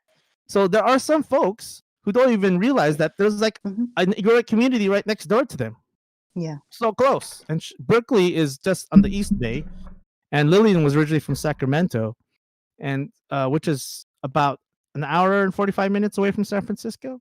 So and there's a lot of Igorots in Sacramento as well. So that's one thing. If you don't know about your community, find out, because there's always, especially if it's like BIBAK of LA or BIBAK of Northern California, they're always willing to open it to have open arms if especially like if you want to learn more about the culture, and you have you have the blood in you.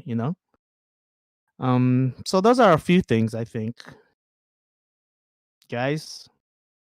I really Jay? agree. I agree with the idea of inquiry and wonder. You have to be curious about it. If not, then it might not matter and might not be as important. But for those who find it important and find meaning in it, that being curious about your culture invites you then to ask questions, uh, questions that allow you to kind of like find answers in there. But it does come from one's own personal desire, personal call to want to know more, and you will do a whole lot of uncovering. You will do a whole lot of in investigating and a lot of that is just quite. I mean, the idea of finding the stories that are part of your own family stories will connect you to the narrative of the wider community also, because you'll hear commonalities, and all of those commonalities, like there's no coincidences that, you know, so many of us have this. My mom was a nurse, my dad was in the military, then went to the post office kind of thing. That's a very common thing for a lot of American kids. But there's definitely common threads out there that become part of our own family lore. That way, Disney doesn't have to tell us what our family lore is, or you know, even though I have Yoda here, you know, we have our own to share too. That's pertinent to who we are and who are we becoming. You know, Disney. Yeah, Disney. Disney's the biggest purveyor of Culture. of culture out there. They own Star Wars. They own the Marvel universe. They own Disney stories and all of those fairy tales. I mean, geez, and not that they're bad. Actually, they're quite archetypical for the most part. A lot of them you speak, you know, beyond what you're seeing in there. But they're not the only storytellers out there that tell us about who we are. In fact, we have our own stories, and I think there's a value to that. Now, one of the things that we'll be talking about in a few weeks, just to answer Ryan's question, we'll be talking about the concept of inayan. And that's actually pretty rich and deep, because that's something that's very specifically noted towards Igorot people, and there's been a lot of study about it. And we'll have a little bit of a conversation about that in the upcoming weeks. So doing, you know, our research, we like to share that with everyone who's out there. And if people have more, I mean, we're just like 5 people here, you know, who know what we know. But if there's folks out there who know a little bit more, feel free to, you know, put on the chat or contact us via, I don't know how you contact us, but Facebook. Yeah, there you go. Facebook or Twitter. World Facebook channel. Twitter. There you go. And we Facebook all and Twitter have, as well. Yeah. for the most part, we all have some individual accounts too to that. And so, I mean, all of this is about creating some sort of dialogue. We don't know all the answers. I mean, but we have our own experiences, which are, you know, truthful and legit. And so, as we connect the multiplicity of truth and experience out there, we find common narratives. And I think in a world that seems quite divided, I think that's what we need to strive for, is to find what these narratives are that connect us and bind us together.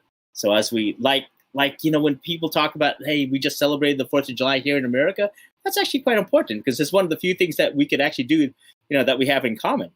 You know, blowing fireworks and eating, you know, barbecue. I mean, you know, but then that seems to be a, you know, and for Charlene, that's her birthday. You know, so how good is that? It's Canada Day too. It was a Canada Day. Canada On the Day first. is- On the what? On the Second. first. The second. The second. No, it's the second. Do you guys do fireworks and stuff? First. The No, it's first. What are you talking about? Yeah. It's the second. Canada. Come on, Google it. It's the first. I That's think you why may be right. Wednesday was a stat, so it was a weird day to have off because it was Oh, that's right. That's middle right. of the week. Yeah. First, right. Why am I thinking second? But on social media, they wanted to cancel Canada Day. So there was Well, they that. wanted to cancel 4th of July too. So Oh God. no. Because then what would we do with all the fireworks reserve that I heard last time? Charlie's birthday. Yeah, we Yeah. can't cancel the 4th of July. I mean, what kind of symbol is that? I know that things aren't perfect, but still, I mean, what do you want? If you want things perfect in utopia, we'd all be kind of, the well, same. yeah, that wouldn't be a great alternative. Well, you can Make light for a quite fireworks boring for world. whatever your cause is, anyhow, even if it's for resistance or rebellion. You know what I mean? Like Yeah, that's true. experience of rebellion, right? Yeah, that's Or true. resistance. Yeah, you could definitely do Resistance. it. All right. I was that gonna Oh. reply to. Sorry. Yeah, go What do you ahead. Go ahead. Go ahead, bro. Oh, that's gonna be long. Go ahead. Go. No, I was gonna end it because we've been at this for 3 hours. So go ahead. Okay, I'll make it quick. I was gonna reply to the question with, is it important to seek, or even to ask those questions like, oh yeah, trying to find your heritage or whatever, or it's where can you find examples of your culture and whatnot? Because as some of us have shared, there have been platforms, like we're such a small platform. Gerald started the Twitter and the Facebook and the YouTube, but it's literally just us five at this point. Whereas there are some platforms out there where they're not much bigger than ours, but it's fascinating to me listening to them, and it seems like they don't understand or they don't know that there's other Igorots. Like Mark showed this podcast to us, and I was listening to it, and it just seems like some of them, they were saying that some of them are from the Bay Area, and yet they have no acknowledgement towards like North Cal BIBAK and whatnot. And it's fascinating that maybe it is through the times of COVID that there are these podcasts popping up. There's a lot of people that are trying to basically discover themselves in terms of their culture and whatnot. And it's fascinating that there are people out there where it's like they're starting to find out their Igorot, and there are other people where they don't know that there are resources like BIBAK. And to be fair, another conversation could be made on where should BIBAK be the be all and end all to Igorot culture, or are they the gatekeepers and whatnot? That's another conversation to be had. But the fact that it's an organization that exists and is an avenue of finding and like experiencing a culture, yet people don't know about it or people don't actively seek it. So that to me kind of sucks. And from my experiences, like me and Gerald have been in BIBAK for like since we were younger, and like we talk about this all the time where we kind of like strayed away from it kind of thing. And for me, how I wanted to get back into BIBAK was the fact that like I had a conversation with my cousin, and before that it was just kind of like, oh, I'm just living my life or whatnot. So it kind of sucks that the reality is some people do need to get lucky in order to have that spark or have that knowledge even to, or interest even to try to like seek out their culture. But it's important that people do try to ask those questions. Otherwise, they won't try to find the answers, right? So that's just my spiel on it. Yeah, that's true. That's a good point. Man. Very good point. I think we need to do better on our marketing here as well. But that's another topic. Yeah, so I think this has been a pretty good conversation already. It's been very long. Jar has to go, man. And I don't want to keep Kids waiting. Charlene too much longer. Hey, thanks, Charlene. Yeah, Thank you for having me. Thanks for joining us. Can you Happy be a birthday. regular? I don't know about Happy a regular, birthday. but we'll work on your schedule. Let me know, but and then we can work it out to see when I can pop in and out. But I do enjoy having these conversations because I think it's very necessary. So thank you for thinking of me and having me on. Oh, Awesome. thank you so much. Thank you. It was great to have you. All right. Yeah. Thanks everybody for watching. Thank you, guys. Bye. Thank you. Bye-bye.